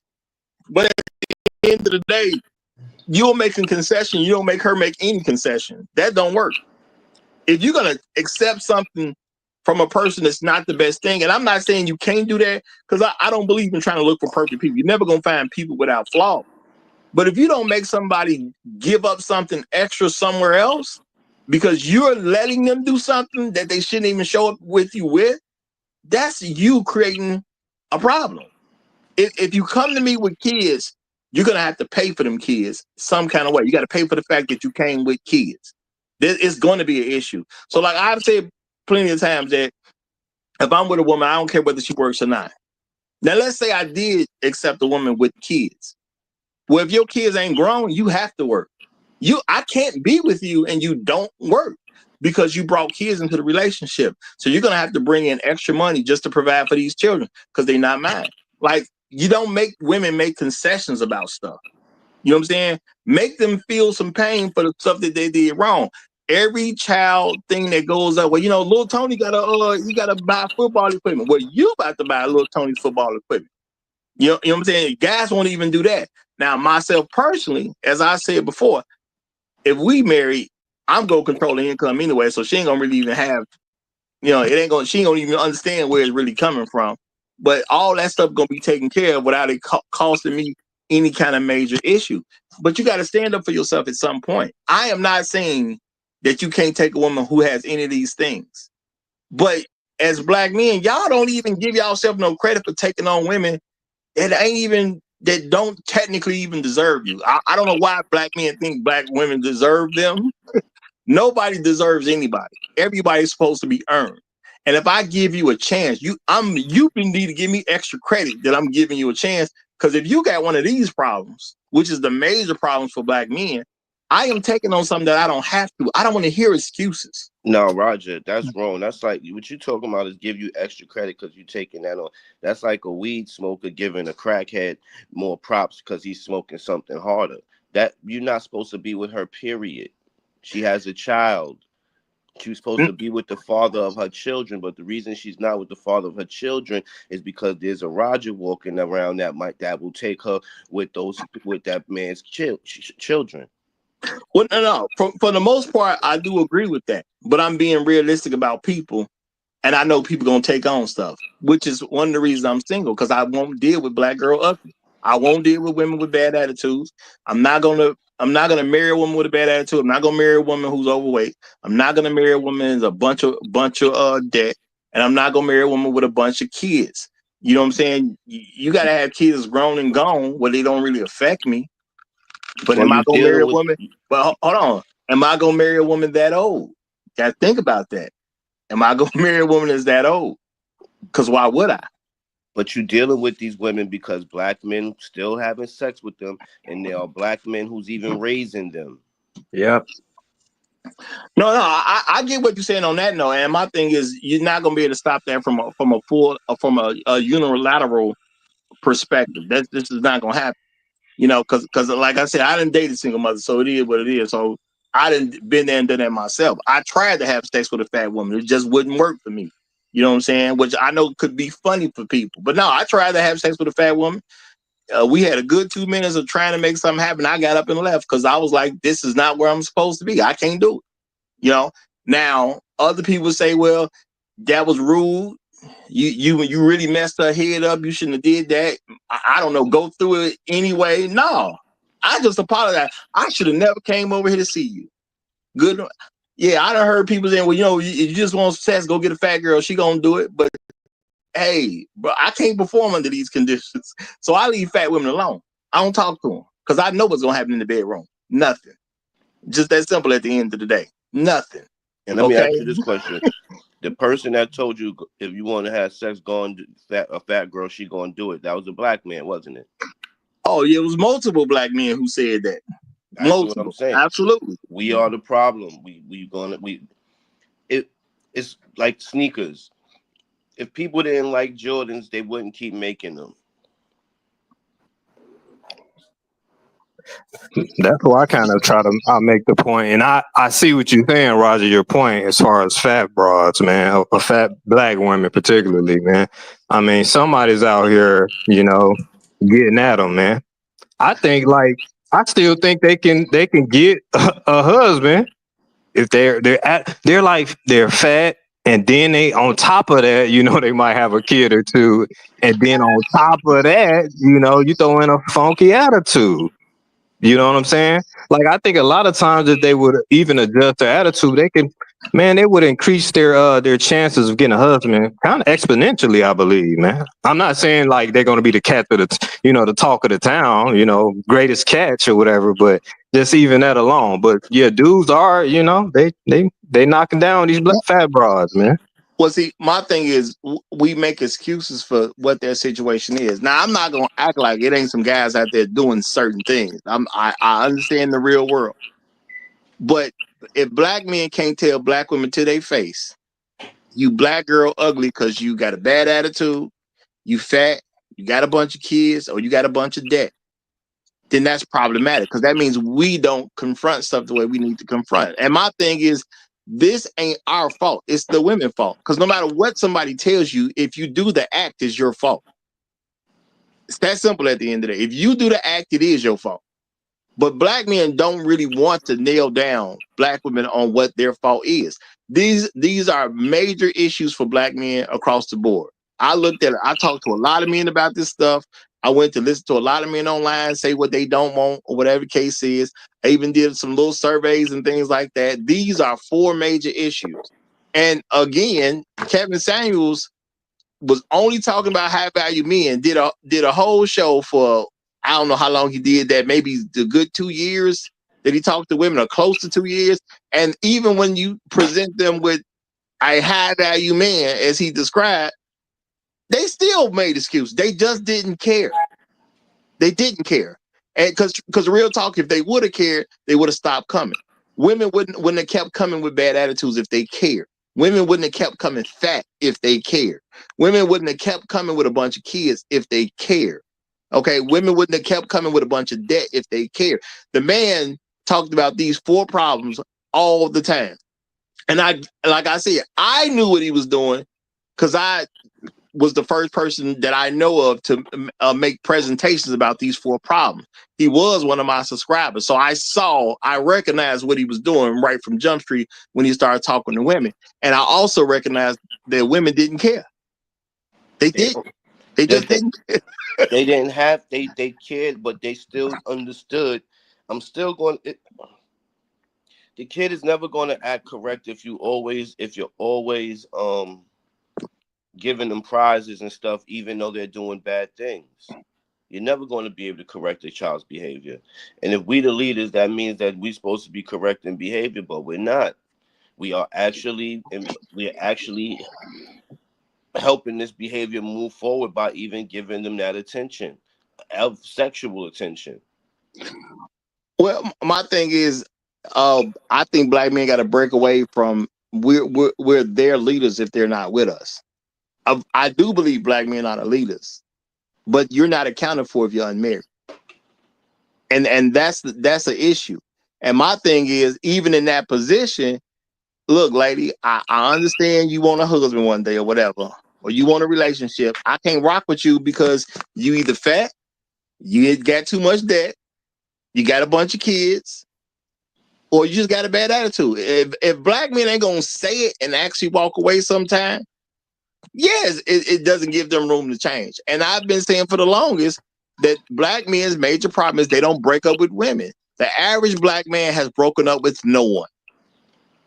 And we should be ashamed to understand that that's a true thing. Most of us have never broke up with anybody. Which that's makes crazy them, work. which leads them to believe that they could do whatever they want to do with a black man. Exactly. Niggas want that. Niggas want that coochie. Which is back to our fault, man. Black No. men cannot. I never can say it's our fault for what they are doing. It's our fault we accept it, but it ain't our fault that they're doing it. And I'm saying you do got to change that dynamic. If you accept it, put it like this: we got Chef Mike. He come through and take the soup if people in here acting crazy, right? Right. You don't accept that behavior, right? Therefore, of course. I do get where you're coming from. I totally understand. Therefore, people don't come up on here and acting stupid. Well, yeah, it has to come to a point where our word and our deeds or our actions have to come, be congruent. It has to be like, and I think neither one we're not doing either one. I don't think either one, Roger. You know what I'm saying? We're not saying it directly, and we're not doing like we can say like, yeah, man, I don't want no fat broad, and then you go lay up with a fat broad. Then what do your words really mean, man? Roger, all races of women know that we like big, thick, booty women. I want that reputation to change. Oh, okay, then the thing is, how is it going to change if you won't even vocalize it? That's literally my point. You won't even vocalize it. That's why I made the suggestion earlier that you said that a group of black women wouldn't care anyways. Whatever. No, what I'm saying is that don't mean you don't do it though. No, that's what, exactly. But that's what I'm trying to say as well. I want a group. I want masses of black men, whether it's online, whether it's in person, to make the distinction known that we do not want to date big, thick, fat booty women. Those days have to stop. Wait a minute now. My Tanzanian woman got the fattest ass, and she don't weigh no more than 125 pounds, bro. So, but yeah, no, this thing, her ass ain't fatter than a chick who's 220. I'm not saying. Listen, I'm not saying. Hold on. At the end of the day, a woman can be thick, and ain't nobody tripping about that. But thick ain't fat. They've always been different things. Women have come to the forefront trying to mix them together. Now, if y'all are men that believe thick and fat runs with each other, then y'all been around women too long. There is a line. There is a line where it becomes very, very subjective. Like, come on, let's be. Black men don't know that line. Wait. There's a clear. I'm gonna let Jado finish. I'm gonna let Jado finish, and then Truth Teller just came up, so I'm gonna let him get the flow. Go ahead, man. I don't think we need to be going back and forth about. There's a subjective line where I might say this broad is thick, and Roger, you might say she fat. That's just my personal preference, or whatever, vice versa. No, I mean, y'all, hey, black men. I think we be playing games, man. Come on, let's be for real. Stop. Let's be for real. Of course, we can identify an morbidly obese woman, man. You know what I'm saying? We get that. If you were to ask 10 different black men, 6 would say she's thick, 4 would say she's obese. Regardless of that, they would still hit the broad regardless, and that is something that we have to stop doing. But I'm just saying that's why I'm like, I'm focused. I think the other 3 qualify. I mean, the fat part, yeah, man. We don't want fat broads, man. But I'm just saying, like, we talk about. That's why I talked about the attitude, number one, and the kids and that is a huge thing, very huge, man. But I think the attitude, number one, is the problem, man. The attitude is definitely the weight. Then it come kids. Then it comes that, because you ain't gonna find out about a chick that when you just walk up on her in the bar and you're like, hey, how you doing? But you're going to see the attitude, you're going to see the weight, and her kid is going to call her in 28 minutes asking where the gummy bears is at. All right, y'all hold fast there. I'm finna get that truth teller get in, and then we got Gold P who done came on too. So truth teller, you got the mic, brother. Hey, gentlemen, I'm sorry. I heard something blasphemous, and I had to jump on immediately. I completely am against talking about we ain't supposed to have no thick, big booty women. I'm sorry. I can't roll with that. Y'all gonna have to kick me out the club if that's the way we going. That is not an option for my type of people. That's all I got to say on that. I definitely think attitude is the first one. The size is the second one. Bad credit. Actually, honestly, attitude, credit, then size, and then kids. Because if she got a bad attitude, that's a complete no from the beginning. I don't care what else she got. If she got bad credit, that's a complete no. I don't care if she has a great personality or she don't have no kids. That don't matter neither.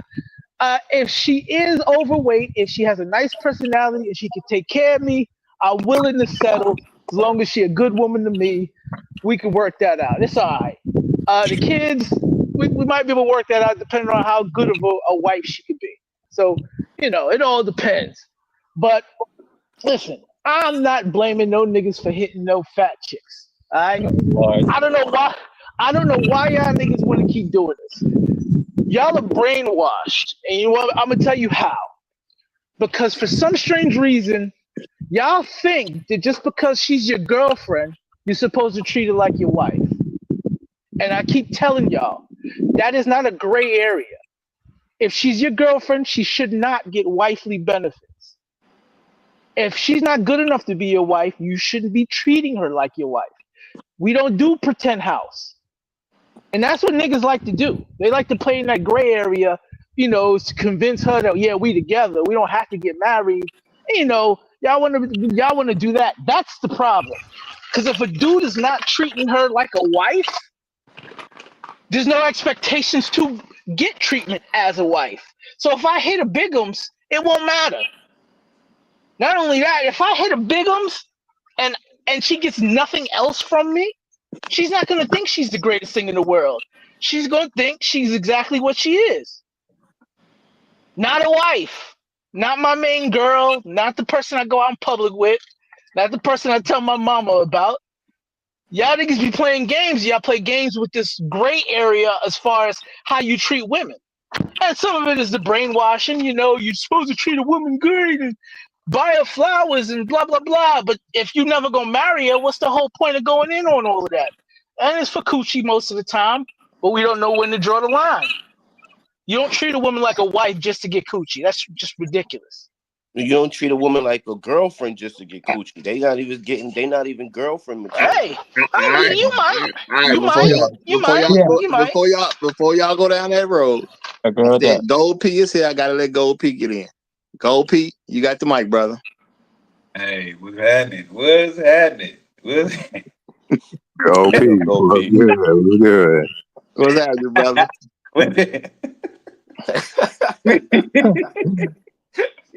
Black girl, man. Okay, I'll pull it together. Which you guys know when I come up here, it becomes a conversation between me and Roger. We're not doing that, man. We're not doing that. What, Roger? I ain't starting nothing, Roger. I ain't starting nothing, Roger. I ain't starting nothing, brother. It's just, I got questions like everybody else, Roger. Okay. Yeah. It's about you and your fat woman experience, brother. Come on, Roger. I'm with Truth, man. She wasn't your girlfriend. How come you didn't just knock it back, brother? Bro, it was. See, my thing is, I ain't trying to say it too deep because it's gonna sound bad, no matter what. It's gonna sound so. No. You say I don't believe Roger. You say something bad all the time, Roger. Okay, come on. I'm finna say the reality. I don't blame you for that one. Just say preference, Roger. Roger, can I just put 2 words to it? Can I help you out? Is it gummy worm? Yeah, Roger. Gummy worm. Yeah, look. He said gummy worm. Hey, man. I'm going to Go say it ahead, like Roger. this. It is one thing to have sex with a big woman in theory. It's a whole other thing to have it right there in front of you in real life. And Lord y'all knows, bro. know theories are theories because they're not proven. A lot of people miss that. Theories are theories because they're not proven. In theory, yes, I could go have sex with a big girl. In reality, that theory don't plan. You know, hey, my thing is, I apologize, which to me was the right thing to do. I did not blame her. It ain't. It's not you. It's me. It was you, Roger. It was you. It's not you. It's me. And I told her straight up, I should have never came over in the first place. This is 100% my fault. Don't take it no bad way. This 100% me. No, Okay, Roger. I had to do the You same let her thing off one the time, hook, man. Ooh, Roger. bro. No, I didn't let her off the Roger. hook. I shouldn't have been there. You let her off the hook because you took the blame for it, Thank Roger. you. Exactly. No, I'm not No, letting her off the hook. yeah, Roger. Roger, Nah, you he didn't. He didn't. you should have demanded an You let apology, her. man. No, Roger. You You let should her off the hook. Now she's gonna go into the world thinking, "Oh, see, it ain't me." No, it was her, Roger, and you should have stood on business, Roger. have demanded an apology from her, Roger, is what he Right. said. She made you apologize, Roger. See, I'm a man who's gonna take accountability for what I did. I had no Yeah. business going over there. And that was a night I could have used to go talk to somebody else and just actually do a little bit of work to go find somebody and talk to She them. made you No, go seek I therapy, Roger. I did what a lot of people do who felt that a lot of people do. I took the easy route and I took something that was offered instead of going to work to get something I wanted. And you know, every offer ain't a No, good offer. Roger. It's just that simple at the end of the day. No, she Every had offer you ain't a in good your one. feelings, Roger. She had you in your feelings to the point where you had to seek therapy and apologize. She gave you that work, Roger, and now she's in the world thinking she could do that to anybody. I So don't that's think your she fault. wants. I don't think she wants a repeat process of that. I don't think no woman No, wants a man to come no, over to have Roger. sex with them, cannot perform, and just leaves. And what within 2 minutes just start putting your clothes back on. I don't think Would women you want that. apologize, Roger? You should have said, "Oh, nah, baby." I mean, look, you're the one who's ruthless about it. You wasn't ruthless, Roger. Yeah, you were supposed to let her know. He actually Yeah, you made a Roger. good point, Roger. You should have said you a fat broad and I can't do it. Yeah. I mean, Yeah, look, I don't know. you, You might be right though, bro. You not holding no, to the ruthless nice guy code, Roger bro. knew. Look. Roger knew she was fat. Roger knew she was fat, but he decided to go on with the mission. And then he gets up, put his clothes back on, and then he said, "I'm sorry." Well, Roger,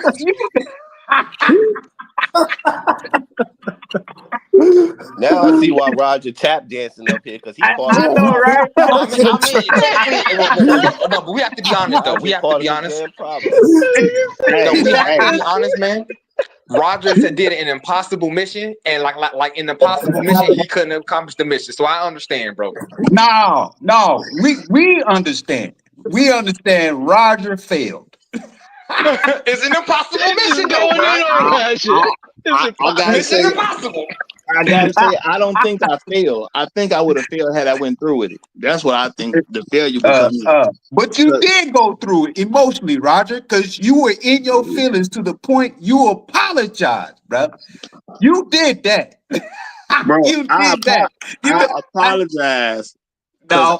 because it was disrespectful to myself for me to come over in the Uh-huh. first place. You knew she was fat, Roger. No, I involved her in my nonsense. It was nonsense for me to go there in the beginning, and I Yeah. involved her in my nonsense. Uh-huh. You know what I'm saying? And you knew she was fat I ain't while mad you at was her for trying engaging to. in the nonsense, Roger. Well, I'm saying I can't blame her because I listened to some dudes and like, well, just go hit a big girl. I didn't have to listen to that. That was my choice. I can't blame her because I listened to that and tried it. I had no business being there. Roger, you should have Urban just apologized to yourself, bro. Just Urban apologize said to you let us yourself. down, Roger. Urban Reese said you let us down, and I tend to believe you did let us down, Hey, brother. stay on my chat, man. Let me say, shout out to Lawrence. Shout out to you, brother. Lawrence came through with the $5 cash app. He said for content, and I appreciate you, my brother. Appreciate you, my brother, and thank you, man. Thank you. Real talk, real talk. Look, my thing is this, y'all. I face a situation that a lot of men won't face. You gonna have to sometimes just tell a big girl, I ain't messing with you because you're too big. And that's what I did at the time. It just is what it is. Look, my bad. I should have never came over here. You too big. I can't do this. This not gonna work for me. So it's not like I let her off the hook for real. No, I told her something that she probably didn't want to hear, but I did have to apologize because I made her think she was finna get something that she had no real chance of getting. All right. Well, You if know, that's how that's it on went me. down, you off the hook then. No, we If ain't. that's No, we how ain't it letting went Roger down. off the hook. No, brother, that's what happened. And I remember, I've told this story, and I mean, one young lady, she changed her mind about it, but she got mad at me just for hearing the fact that I, told some woman, I don't want no big woman. You know what I'm saying? Like, just the ideal of a man saying, I don't want no big woman can upset people at the end of the day. And my thing is this, y'all, as black men, we got to decide what we want and what we gonna do. And we should, every black woman should have an understanding, you know what I'm saying, really just from life in itself, but she should grow up with understanding that black men don't want big women. They don't want women with kids. They do not want women with bad attitudes, and they do not want women with a bunch of debt. They should have that as an understanding that must be accepted. Now, the thing is, why you express that to her, Roger? Yeah, I did express. I just expressed it later than sooner. That's all. All right, copy. Now I just go sooner than later. It was a slow release, guy. It was a slow release, man. Yeah, it was go time then, Roger. It was go time then. When you had the conversation to go over her house. But fellas, y'all do understand, sex is a validation for females. And Roger validated it. Thank you. Like, even if you just the fact that a female can have sex with two out of three of those four floors is diabolical. But to them, it's like, well, I'm still getting niggas. Well, actually, it's not the sex that's the validation. It's the fact. It's what she thinks it does to men. That's the validation. Yeah. Because they can have sex whenever they want. Pretty much. With Well, ease. Roger, So that fat broad is thinking right now. I made him apologize for not hitting this. Actually, he didn't. She probably hated his guts for a long time after he did that because women don't take rejection real well. Even if you do it nicely and apologize, they don't. They don't. So she was like, "Yo, I was ready to go, and this nigga came over, and then this nigga just left." Yeah, no matter how much he apologized, it's his fault. They have a unique way of lying to themselves to kind of make There you go, obfuscate that. J.O. There you go. She was in her brain. She would say he couldn't get it up. That's what she's gonna do. Yeah, he couldn't get it up, so he had to leave. It's his fault. His That's pretty much. gummy wasn't working. You stupid, Jesus. But I mean, listen. Sometimes that has to be done. I've been in that situation where I had to do an escape route. In that situation, I was there too, and I had to leave. I made it seem like I was sick, and I left. So I mean, I didn't go as far as Roger, so I didn't tell her she was fat, and I ain't like it like that. I was just trying to hold it down for my mans, and then while they was doing their thing, and then she came over touching on me, and I was like, man, I gotta go. So I just Y'all really evaded the believe whole Roger told her situation. she was fat? Do y'all really believe that? Come on, man. Roger ain't tell her she was fat. I wouldn't, in my youthful days, I wouldn't be willing to tell her she fat to her face. I just ignore her. Roger didn't I tell her wouldn't she was tell her. fat. I'm gonna just tell you straight up, brother. It Go don't ahead. make no difference what you believe. She heard what she heard. I didn't have no reason. I didn't have no other reason to come up with. Now she too big. I can't do this. This is my first time trying. Okay, sex with Roger. a big girl. It don't Did you work for tell me. her? Did you tell her she was too big, or did you say, "Baby, you just too fat"? I don't remember the exact words, but I definitely told her I have never had sex with a big girl before. All right. This ain't I'm gonna gonna work get for off me. you, Roger. I'm gonna get off of Yeah, you. yeah, Roger, I'm you gonna ain't got to get. defend it. You ain't No, got to defend this I'm no not even. longer, I'm not brother. even trying to defend it. My thing is, what's going to be good for everybody in this situation? Is it going to be good Yeah. for me to try to continue to operate in a situation I do not want to operate in? Is it going to be good for her for me to do that, or is it better for me to just tell her what it is so she can do something about it if she wants to? Hey, but Roger, if she had a beautiful attitude and she was working on herself, carrying herself, attempting to get herself together, would it have been a different conversation? Bro, she was too big to perform. How are we gonna do something different? Wait How a her minute, attitude gonna Roger. change that? I just asked you if she was getting herself together, she had a beautiful attitude, and she was just experiencing something. Would it have been a different conversation? A No, whale is still a whale, man. I don't. Not in the way you thinking. I don't see how. I don't Yeah, see because how. what's she Yeah, gonna you talk you whale is to you? still a whale, bro. She gonna Yeah, talk. She gonna talk you till you stiff. That ain't gonna happen. If you ain't attracted to it, it ain't gonna happen. Period. This ain't gonna happen, huh? That's why I Hey, say wait is the I first one. shout out to I the think Roger Report, man. Hey, look, I got to push out. I appreciate the conversation, man. Look, go Pete. I rock Well, with Roger, man. you ain't. Roger knows that. I rock with you. I rock with all you brothers up here, man. You Go guys are Pete my Quentin. guys, man. Go Yeah, Pete man. Quentin. Hey, shout out to all you brothers, Well, man. All right, I'm. All right, I'm I'm man. gonna I'm say on gone. that. On that note, I'm gonna say I believe I did her a favor because I told her what her actual problem is to give her a chance to respond to her actual problem. And my thing is, black men, we're not taught to do that because we're not taught that we're the leaders of our community. As a leader, it is for me to tell her that the reason I can't perform right now is because you're too big. That's on me at the end of the day. Now, I apologize because I came over there. That's what I apologize for. I should have never came over here. I should have basically, what I'm saying is, I should have never gave you hope that a man like me was about to have sex with you. I should have never gave you that hope. I was wrong for doing so. It won't happen in the future, and I have never gave another big woman hope like that ever again. And I'm not. It's that simple at the end of the day. All right. But if the thing is, she black girl ugly, and again, for those who don't get it, being big, having a bad attitude, having too many kids, or having a bunch of debt. I'm saying this makes your black girl ugly. And I'm suggesting that we start explaining to black women in this package form because they'll deal with it a little bit differently, I believe. You know what I'm saying? They like, when you give somebody something in a package, the idea may stick a little better. It may be a little harder to them. But the thing is, we got to say it. I understand most black men ain't trying to tell no black woman anything that is negative in her eyesight. But we're going to have to get past that. If we are the leaders, it is our job to take responsibility for the women we're married to. The other women, I could throw you a bone by telling you what your problem is, so maybe you can get married one day. That's all I'm gonna give to you at the end of the day. I'm just throwing you bones because you're not married. You're not really us if you're not married to us. And I think black men got to start thinking about this stuff from a standard position. If that's my wife, yeah, I'm gonna help her for real. If you're not my wife, I'm gonna give you whatever charity I feel like giving you because you're not really part of us. It's that simple at the end of the day. And do they need to face this stuff? Yes, because men said this stuff years and years ago. Yeah, and y'all, I understand. I done lost multiple channels, y'all. But think about this, y'all. I've been doing this since 2018. I've been through this stuff. Been saying this stuff.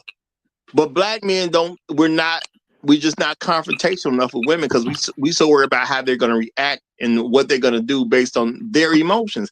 I don't care how you're going to emotionally react. If you don't change this, more than likely ain't no man gonna ever mess with you. Not no way where you gonna end up in a happy relationship or ever get married. They just need to be told flat out. But we don't do it. And I'm not saying this just for their sake. I'm saying it really for our sake. If we want what we want, we got to put the ideal out there so people can aspire to become that. Go ahead, Truth. I was gonna say we also have a really serious problem with taking responsibilities for their failures, and that's something else. We really got to step into this leadership role thing, right? Because when you say it, niggas take a very first level thing there of it. Hey, I'm the leader. I'm responsible for everything. But that ain't true. Leaders, sometimes when you got failures on your team, you got to get rid of them, and you got to let them fail, and then you got to get rid of them, man. It just is what it is. And for some strange reason, we hear all these problems women talking about, and niggas say, hey, we need to take it upon ourselves. Worst case scenario, they say men they tell other men they need to take on these responsibilities, which is absurd. You're going to tell another man, another leader, you're supposed to lead these people over here because I feel bad for them. What kind of crazy nonsense is that? They walked into the problems that they have, right? And then they in the problems. They don't want to listen on how to get out of them. And then on top of that, they're sitting there complaining about being in those problems and not trying to fix it. We gotta let them sit. Yeah, I mean, these are major issues. Now I'm gonna say shout out to Straight OG. He joking a little bit, but there's real things that happen in these situations, y'all. He say the next brother came behind you, Roger, and talked real bad about you about your bit. Okay. Now that could have very well happened. He said it's always gonna be the next brother that came behind you, Roger, that's gonna talk about you. Now I'm gonna, even though he's joking, y'all, that could have very well happened at the end of the day.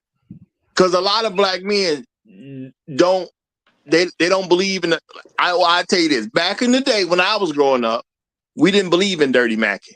We didn't believe that you're supposed to be able to bring up the other guys he's dealing with and talk down on him in order for you to make a come up. If you gonna mess with a chick, especially a chick that's already spoken for, the last thing you're supposed to do as a man is talk dirty and down on another man. Point blank, period. Because we all men at the end of the day. If you can get it, you can get it without talking down about the guy she's dealing with at that moment.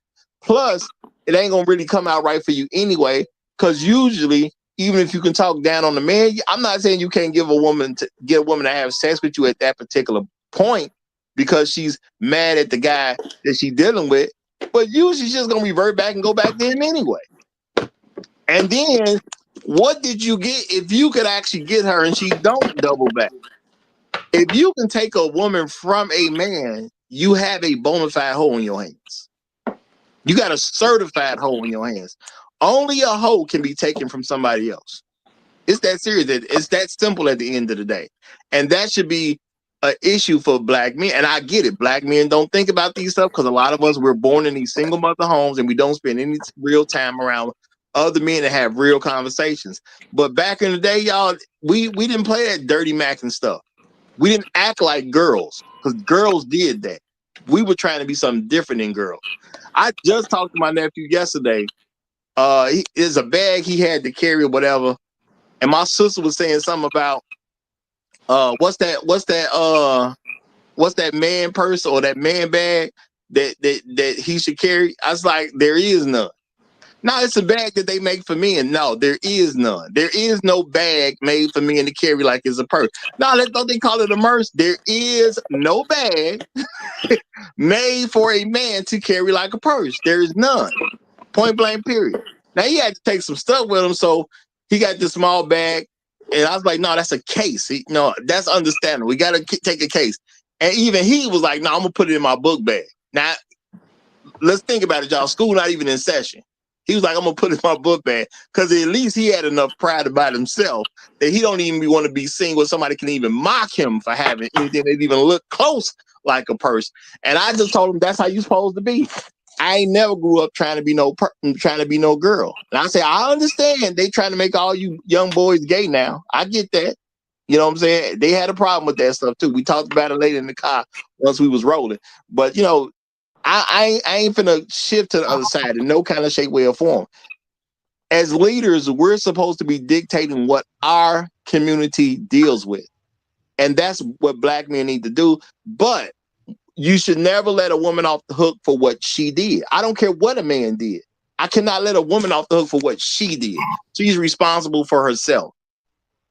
I don't care what the situation is. If you did it, you're responsible. The only way I let her off the hook if her husband comes and take responsibility for her. I get it. Then I deal with the husband. Or if there's another man, maybe her father's gonna take responsibility for her. Even if she quote unquote got a boyfriend and he's willing to take responsibility for it. That is, I'm not saying it ain't okay to take responsibility for a woman, but what she did is always her fault. It's never anybody else's fault. She chose to be big. She chose to have a bunch of kids. She chose to be in debt, and she chose to have a bad attitude. None of them have to have these conditions. But if we ain't gonna make an issue about these conditions, it ain't gonna really stick. But if we start calling the black girl ugly, and y'all, I know what I'm doing, and I'm doing it deliberately. We start calling the black girl ugly. See, now you got women that want to talk about it, respond to it. A lot of them gonna fight about it. Well, yeah, they calling this black girl ugly, but then they gonna spread the word. Now the word gets spread enough, they might actually start caring. I ain't gonna even say they don't care for black men, but they might fix themselves for other men. That's possible. It's possible. But even if they do fix themselves for other men, they'll still get a better result with black men anyway. But y'all, at some point in time, we got to say what we want and what we don't want. Because I've been shamed for saying I don't want no big woman. I've been shamed for that.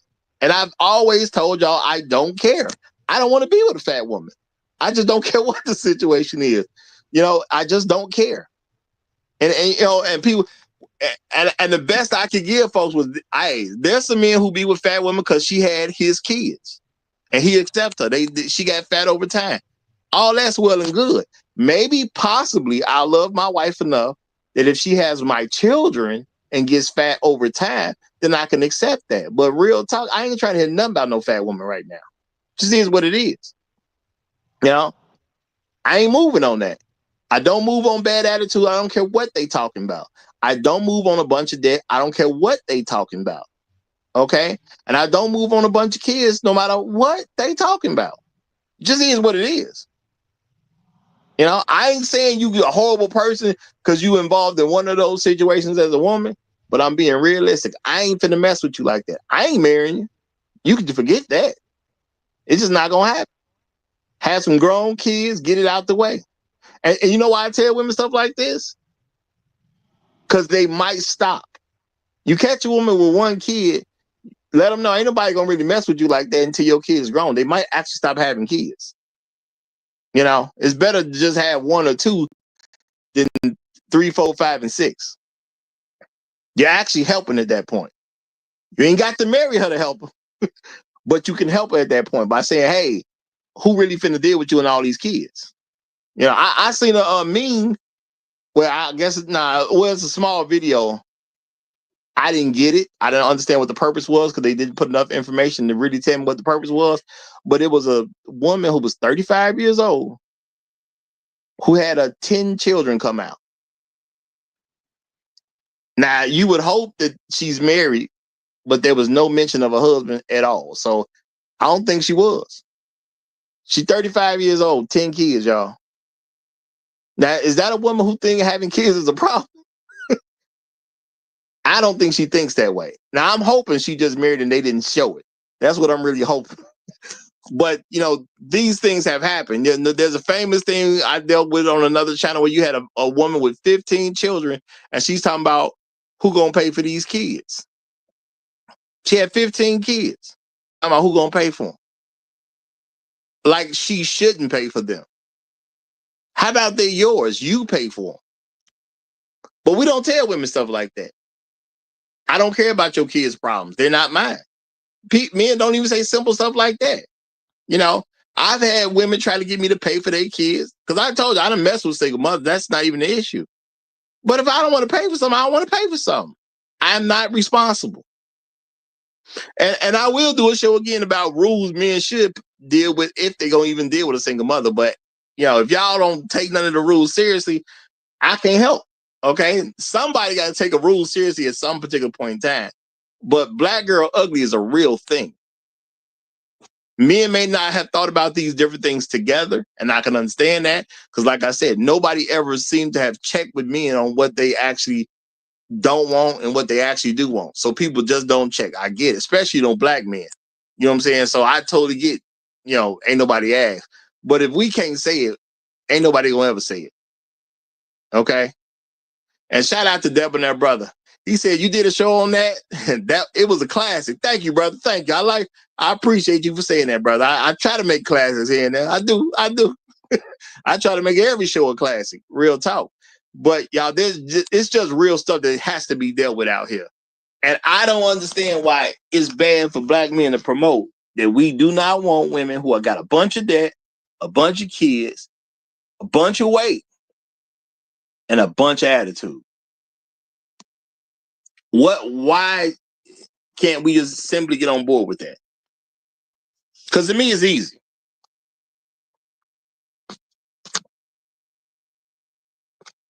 Forget what the men do. She's responsible for herself. Well, she couldn't become no single mother alone. Yeah, she never had to be one in the first place. This ain't the 1500s. No. She goes to the restaurant when she want to. She get the extra calories because she want to. You know, they say there's a lot of connection between poor people and fat people. Even a woman on welfare, when she get whatever the version of food stamps is, when she gets that, it is her decision not to buy healthy food. Food stamps pay for healthy food too. I'm just saying. So I get it. Some people say, well, you only thinking of, these poor people. Well, even a poor woman on food stamps can go into any store and buy healthy food. The food stamps, I know it's EBT cards in the Chicago area. I know they call different things around the nation or whatever, but they food stamps at the end of the day. Food stamps work on any food at any grocery store. So there's a bunch of healthy choices these fat women could just get. It is what it is, And it's sad to me that I still run into girls, not women, girls who fat. Do your mama care about you if a woman has a 13-year-old daughter that's fat? Do y'all think her mama care about her? I mean, think about that. She 13 and she fat. She may not know no better as far as what her future gonna look like when it come to men. She may not get it. But we all know when she grow up and she fat, she gonna be in a bad spot, man. She gonna get a little heartbroken. When she go to high school, and what do boys do in high school, y'all? We ask girls to prom. Girls should be able to get to 4 of them. I don't expect boys to go to a bunch of proms, but girls should basically be able to get to a prom from freshman year to senior year. But are the boys gonna ask her out? Now we all know you send a fat girl to school, it's gonna be some heartbreak involved. Every young girl that I knew who was fat, I told all of them to lose weight. You should want to experience life at some point without no weight. And I know once you get grown, it's gonna be hard to keep weight off. Don't you want to experience some part of your life where you ain't got all this fat around you? Don't you want some boys to like you at some point? Now people say, well, that's harsh and you shouldn't talk to kids. Like, man, that's the reality they're about to deal with. The boys gonna ask somebody to prom and it ain't gonna be them freshman year. They're gonna ask somebody to prom again, it ain't gonna be them sophomore year. And keep in mind, a lot of places, y'all, I can't say every place, but a lot of places had 2 proms, like my school did. There was a junior prom and there was a senior prom. What girl want to go through high school for 4 years and don't get asked to any of them? But do they mamas care? Why they big in the first place? Mama giving them all. You got to train your daughter to not really move at all and to eat a bunch of stuff for her to be big like that. That's the usual case because kids' metabolism move a lot quicker than adults do. So they putting it on these girls. They've been setting them up for failure, Roger. Setting them up for failure. Yeah. Now they 18, they out here in the market getting bad results, and they done develop a bad attitude like it's men's fault. Your mama made you fat. When you was a girl, she trained you on how to get fat. Now I'm not choosing you because I'm the 18-year-old that didn't want to talk to you. So now you mad at me because I don't want to talk to you when you got a problem that you didn't have to have. No, Roger, it's because you like white girls. Exactly. You like white girls. Yeah. Because it can't be nothing real. Or you know what? It's because of her hair. It's because of her hair. That's right. Yeah, you know. That's right. Or her skin too dark. There we go. You don't like dark skin. Like what? And I told Where's y'all. where's that survey? Where's that survey, Roger? I want to know. They keep saying it. I'm trying to figure out where that survey's at. They said we don't like dark skin women. I have never, ever seen no group of men sitting there together talking. Because men, come on, let's be for real, y'all. We be in circles and we talk about women. Who was in the circle when the men was like, yeah, man, I mess with her, but she too dark? Never. She had a fat ass, but she's just too dark, Roger. Yeah, She's just too dark. I mean, she's sexy, but she wearing natural hair. I can't do it. That was low, Roger. That was low. Well, that's what they act like going on. Yeah, she's sexy as I don't know what. But you know what? She got that natural hair. I don't want to be seen having sex with the chick with natural hair. I don't want nobody to know I did that. Well, who's doing this? Stuff ain't never happened. You know?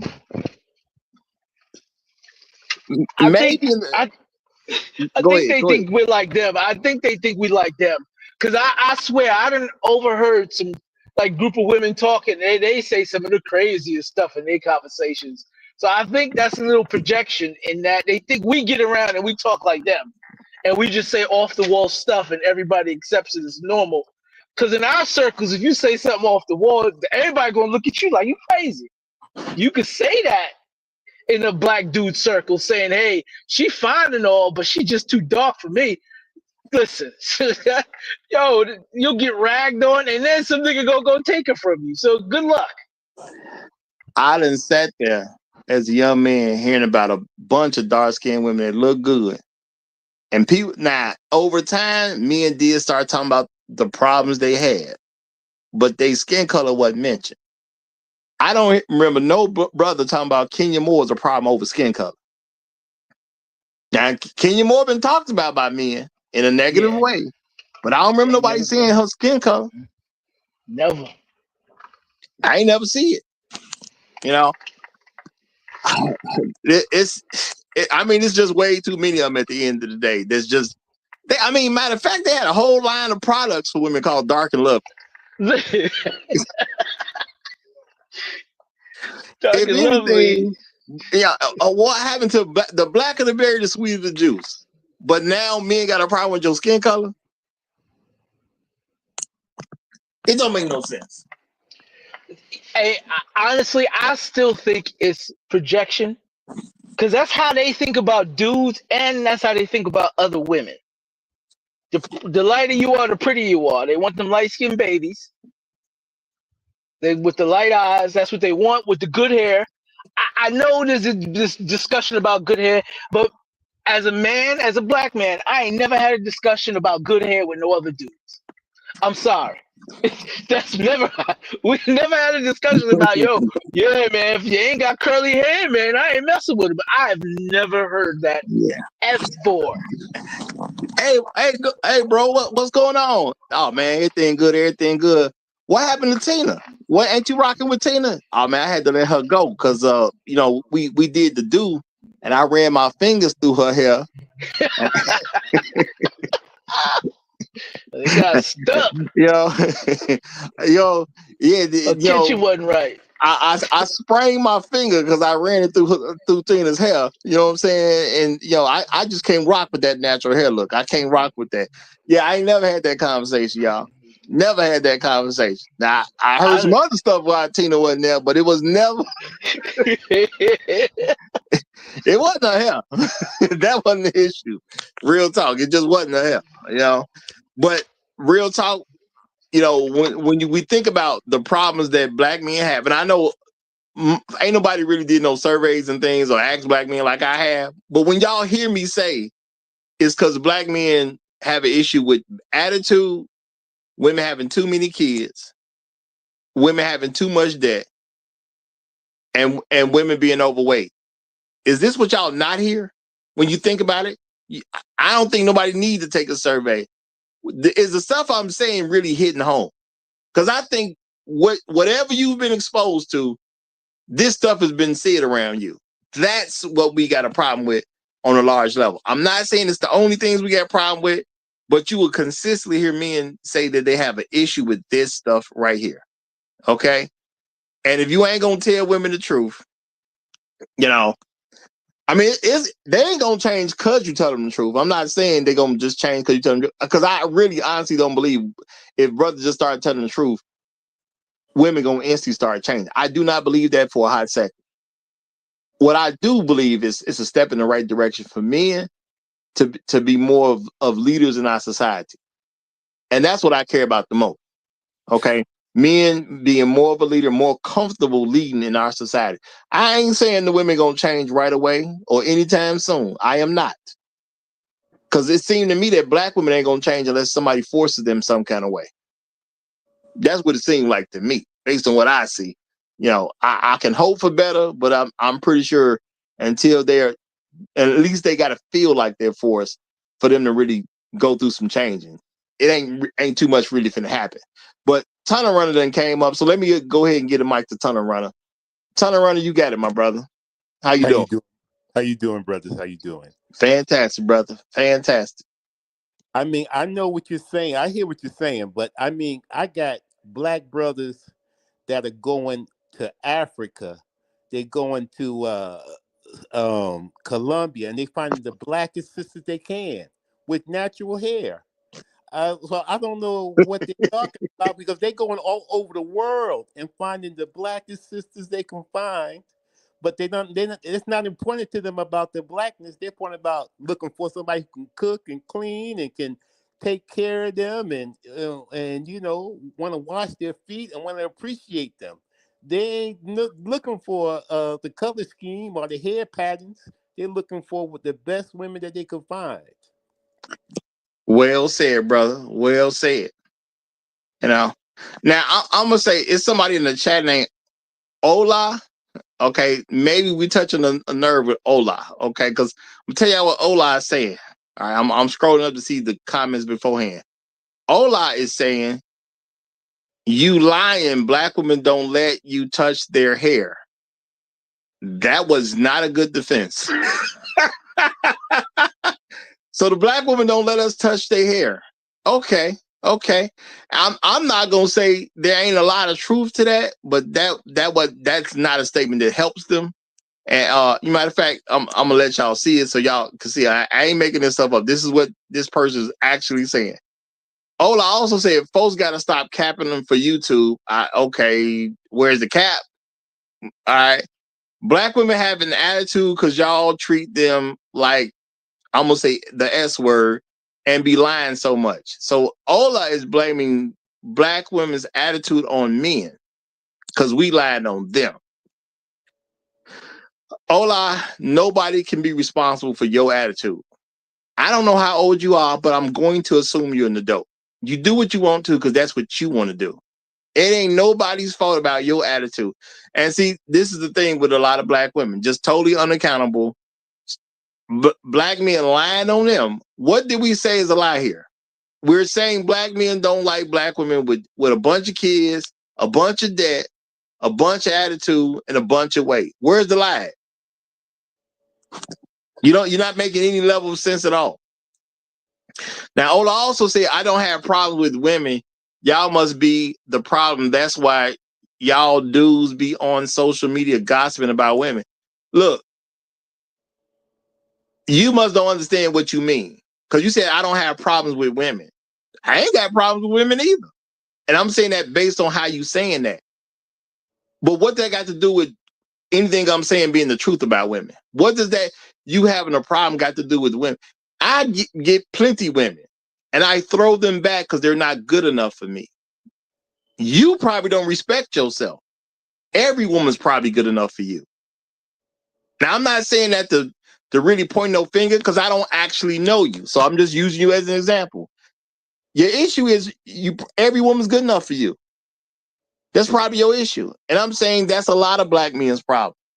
Because we're not saying certain stuff because every woman is good enough for them. That's a personal issue if every woman you come across is good enough for you. That's not something to brag on.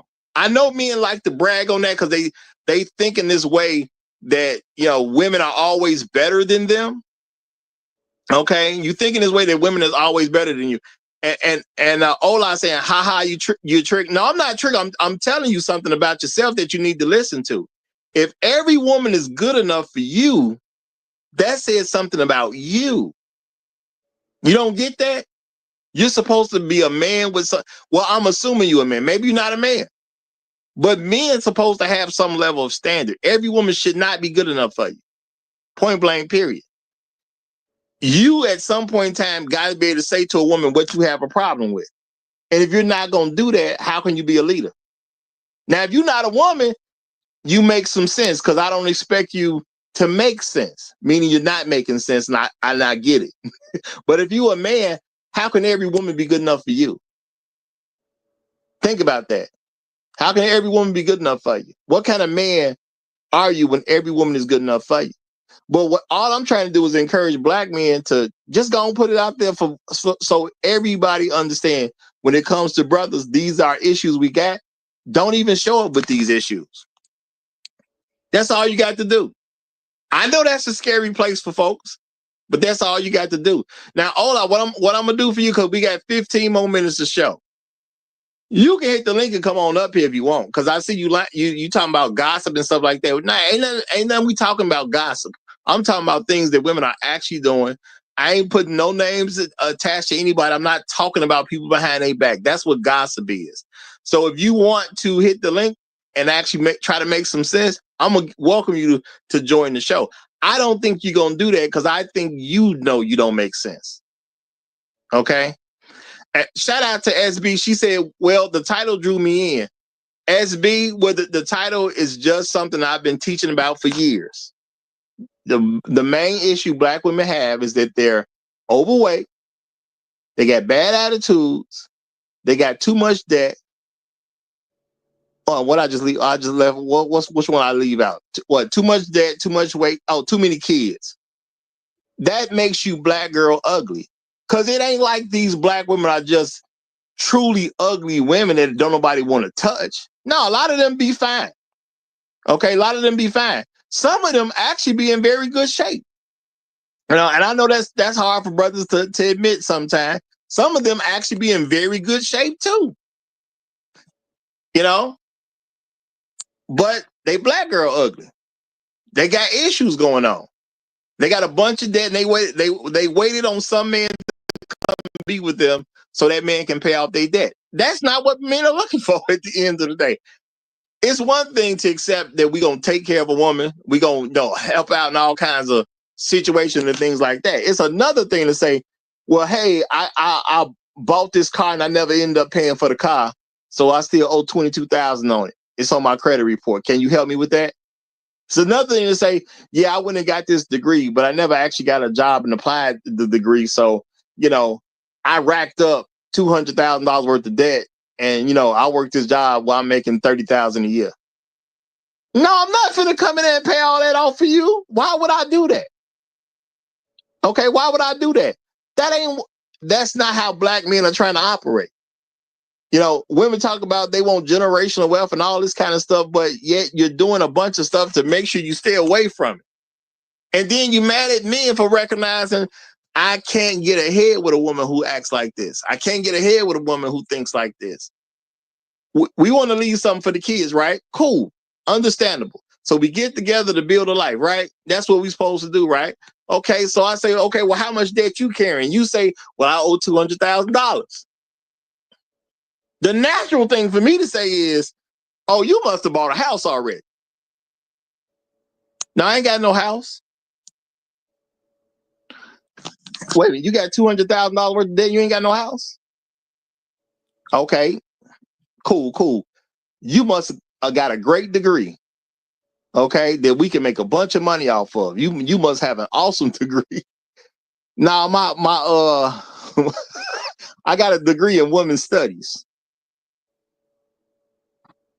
I don't know what that degree is supposed to do. I know it exists. I don't know what that degree is supposed to do, y'all. I have no idea what a women's studies degree is supposed to do. So I don't get how we supposed to get together and build generational wealth, and you come to the door with $200,000 worth of debt or anything close to it, and you ain't got no job that's making a ton of money for you, nor do you have a home already, nor do you have a business.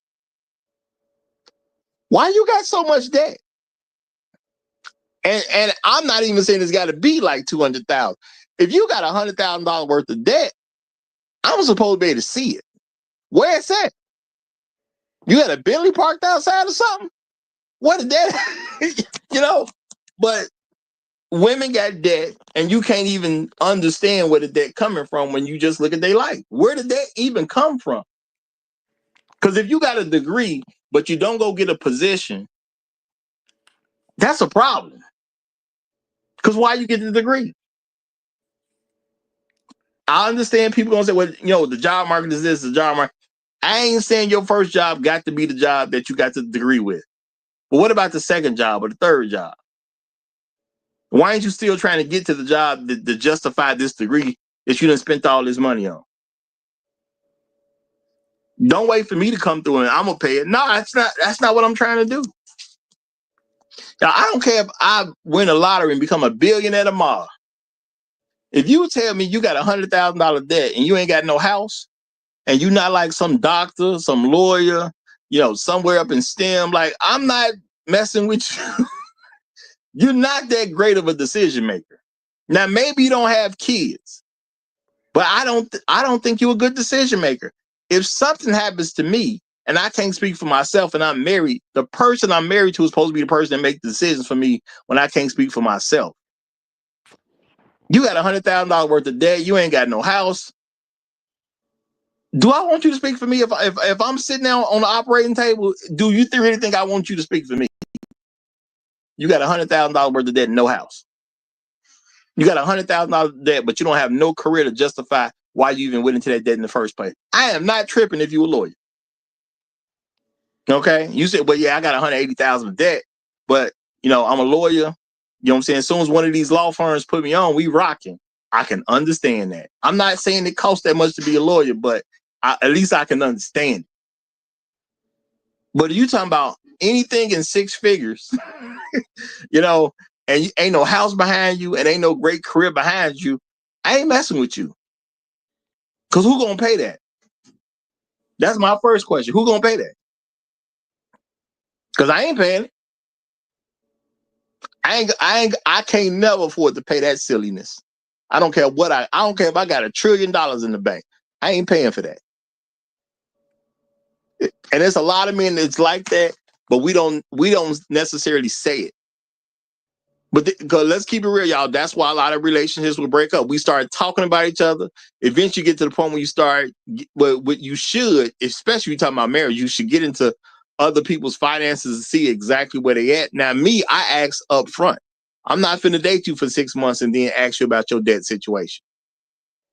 Truth be told, I ain't gonna date you for 6 days and not ask you about your debt situation. I want to know what I'm signing up for. And that's why I have stories about how women done told me. And like I said, the highest one I remember, somebody told me she had $180,000 worth of debt. And she really couldn't explain why she had that. She said she had 2 degrees and she lived with her parents. Her biggest bill was a car note that she only paid like $400 a month on. Why do you have $180,000 worth of debt? And she said, I think she told me her job she made like $30,000 a year. But she lived with her parents because she don't have kids and she didn't pay rent or nothing like that, y'all. How do you have that kind of debt? It just don't make sense to me at the end of the day. You got 2 degrees, $180,000 worth of debt. If my memory is correct, you ain't got no house for yourself, but you're not paying rent. I'm thinking because you ain't paying rent, even if you only make $30,000, you should be able to start knocking that debt all the way down. Your mom and dad done gave you a place to live and you good. And men don't even trip about that because you're a woman. So you can live with your mom and dad until you get married. And men ain't gonna too much say nothing. But why ain't you attack the debt check? Why would I get with you and you got 180,000 that's finna be transferred to my responsibility the moment I marry you? No, it's just not attractive. Sound a little lazy to me too. Now I don't know what you was doing that you had to get 2 degrees and didn't get no job in either field. I don't understand that either. Why would you get 2 degrees to not get any job in either field? And maybe she felt she can rely on her parents, and well, my parents got it. I don't know, because I didn't talk to her long enough to find all that out. I stopped talking to her once that was our last conversation, y'all. Real talk. We never actually went out. Go ahead, Jado. You was trying to get something in?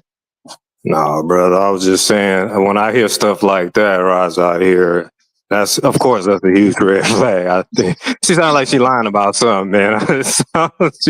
she doing something, she lying about something. She's omitting a lot of information, man. I don't know if she got a little habit or something going on. But anyway, she been out at the casino. It didn't work out for her. Yeah, and she owed a mob money or something. I don't know, bro. Yeah, I mean, this sounds incredible to me. My thing is, how do you tell me this thinking I'm a sane man and I'm finna rock? Nah, don't get me wrong, y'all. I appreciate her honesty, whatever her story is. As much honesty as I got out of her, I appreciate it because she just told me 100% we don't need to talk no more. And that was our last conversation because I could not understand this problem. And I definitely didn't understand me having a relationship with her. Well, eventually this is my problem to solve. No, I'm not doing that. It just don't make sense to me. 30,000 a year and you got 2 degrees and you owe 180,000. Oh, I'm a good person though. Okay, that's okay, cool. I'm not even worried about what kind of person you got because you had 180,000. You ain't had no house. Now I get if she told me, well, I just bought a house, so I still owe 180,000 on the house I just bought. I would understand. I bought a building, I owe 180,000. I get it. I don't understand 6-figure debt unless you really got a career that's gonna really take off as far as financial is concerned, or you got some business. I understand you took out a loan, to get some business off the ground, possibly, or you got to have the house already. Why do you owe that much? Why would you go put yourself in that kind of debt without a home? I don't get that. It just don't make sense to me. But y'all, these are black girl ugly issues. And I think I package it in a good way that women can start to really deal with this if men are brave enough to actually say it to them. I'm not talking about, everything beautiful. Well, I am talking about beauty wise because fat is included. Yeah, some men just ain't gonna talk to you because you're fat, and women just don't have no real way to get around it. It just is what it is. You got to go to the gym. You got to do your thing, And women will say stuff about fat men, but fat men gonna get bras. All they got to do is become providers, and they straight. That's just the reality of it. Hey, Okay. Roger. I'm here in Atlanta, the home of red bottoms and Gucci bags and little Benzes and women making $150,000, but still cannot pay any college debt. Still looking for a man to pay off their $150,000 a student. Even though if they work, even some of them are attorneys and doctors, but still have that major debt and looking for somebody to take care of that for them. And you know what? You are absolutely right. Because I've done some research on that. They getting paid and just won't pay the debt off. Yeah, absolutely. Why? Because they want a man to come in there and pay it off. It's your career. Why do you pay off the debt for your career? That's what they'll say that's what the man's supposed to do, but we know better. Yeah, for his wife. If I was married to you while you were in medical school, I totally understand. Okay? Because the money's going to be our money. It's gonna be our money. But if I meet you and you already a doctor and you still got all this debt from when you was in medical school and you've been an actual doctor performing for 5 years and you ain't really touched that debt, I know what kind of person you are. That's all I need to know at the end of the day. You're an extremely selfish person. There is no reason for me to link myself to you. Hey Roger, that's why I stressed again. I agree with all four of your points that you're making with these attributes or whatever. I think the attitude kind of leads to even all the other problems, man. You know what I'm saying? So you have the attitude that I'm gonna accumulate all this debt and I ain't gotta pay it back. Either I'm gonna get bailed out or some man is gonna bail me out and I ain't gotta pay it back. That's an attitude problem. If you had a kid by another man or whatever and you ain't with that man, you had an attitude problem. And if you just eating, you know what I'm saying? You kind of look at food. I can just eat whatever. I can be a glutton or whatever and just eat whatever. And, I don't care about the consequences, even though I'm putting on 20, 30, 40, 100, 150 pounds. Then you got a bad attitude, man. So I think like a lot of that stuff kind of stems from, the attitude. That's how I kind of look at it. But, it's not always, interchange or the same thing from that. But I think it stems from the attitude. Jado, I'm gonna say I believe you are 100% correct. Because if you didn't have such a bad attitude, this stuff when you start to see it form around you, you would have just corrected it because you would have wanted something better out of life. But the thing is, they don't want better, and men keep trying to take the responsibility on for women who don't want better. We are only responsible for our wives, y'all. Okay, and I'm gonna say this for you new people here, because I know some new people here. If you are insider of the Black community, you got to understand there's two subsections, major subsections of the Black community. There are Black men who are respectable, productive, functional, and believe in Black men's leadership, our wives, and the children that live in our home. Everybody else who is not that belongs to a anti-family, dysfunctional single mother community. If you're not over here, you're wrong. Period. I don't care what you are. If you're not over here, you're wrong. Because this is where the better Black people are. Just that simple at the end of the day. And if you're a woman and you call yourself a good woman, why ain't you married to one of us? It's that simple at the end of the day. You ain't that good a woman if you ain't married to one of us. One of us should have seen you worthy as a wife. And we should have been willing to work with you. I am not saying women got to show up perfect, because you ain't going to find no perfect man. But we can't just be out here being ridiculous on a regular basis. And the stuff I said, a lot of Black women have at least one of those things. But what I honestly believe is they have a combination of those things. It's more than one, normally. Okay. And Jado, you make a great point. That big one, that attitude, which Black women are famous for having a bad attitude and still ain't decided to do nothing about it. Okay, they've been famous for having a bad attitude for years now, ain't decided to do squat about it. That can definitely lead you into all the other ones. Why are you doing that to yourself? Stop blaming Black men that you have a problem that you created for yourself. We ain't got nothing to do with your problem that you made for yourself. Yes, even the single mother thing. Nobody made you have to be a single mother. You decided to get with some man and have his kid. That was you. You didn't have to make that choice. It is illegal in this country for any man to get you pregnant without your permission. It is 100% illegal. So you can't blame the men for it. Now, you wanted to get pregnant by him. You wanted to have that baby. That was on you at the end of the day, because you don't care about Black men. You don't care about your child, where they going to get to grow up with their dad. And you don't care about no family dynamics because you really don't love yourself that much. It's that simple at the end of the day. No. But any last words? Because y'all, we done got to the 3-hour mark, and I do apologize for the technical difficulties I was having this morning, y'all. It was hard to get this one on. It was hard. And I wanted to be at this one crisp and early at 9 a.m. But, sometimes the universe don't work with you do the way you want it to. So Hey, Roger, just one thing. My wife left me some turkey leg, and it tastes so good. I don't even know what to do. Ooh-wee. that's what I'm talking about, Turnaround. That's what I'm talking about. Glad to hear that, brother. Glad to hear that.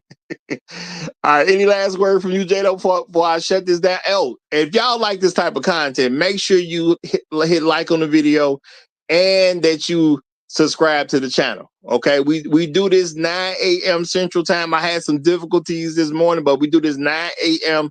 Central Time. Well, Chicago time. Just look up what Chicago time is and you will know. 9 a.m. Chicago time, y'all, Monday through Fridays. All right, go ahead, Jado. Any last words? No, you covered it. Except, hey, share the content too. Send it to somebody. They might need to hear this, and that's it. All right, appreciate you for saying that, brother. Appreciate you for saying that, y'all. We are out of here. Long live the habitual line steppers. I'm Roger. I'm right, and I'm out.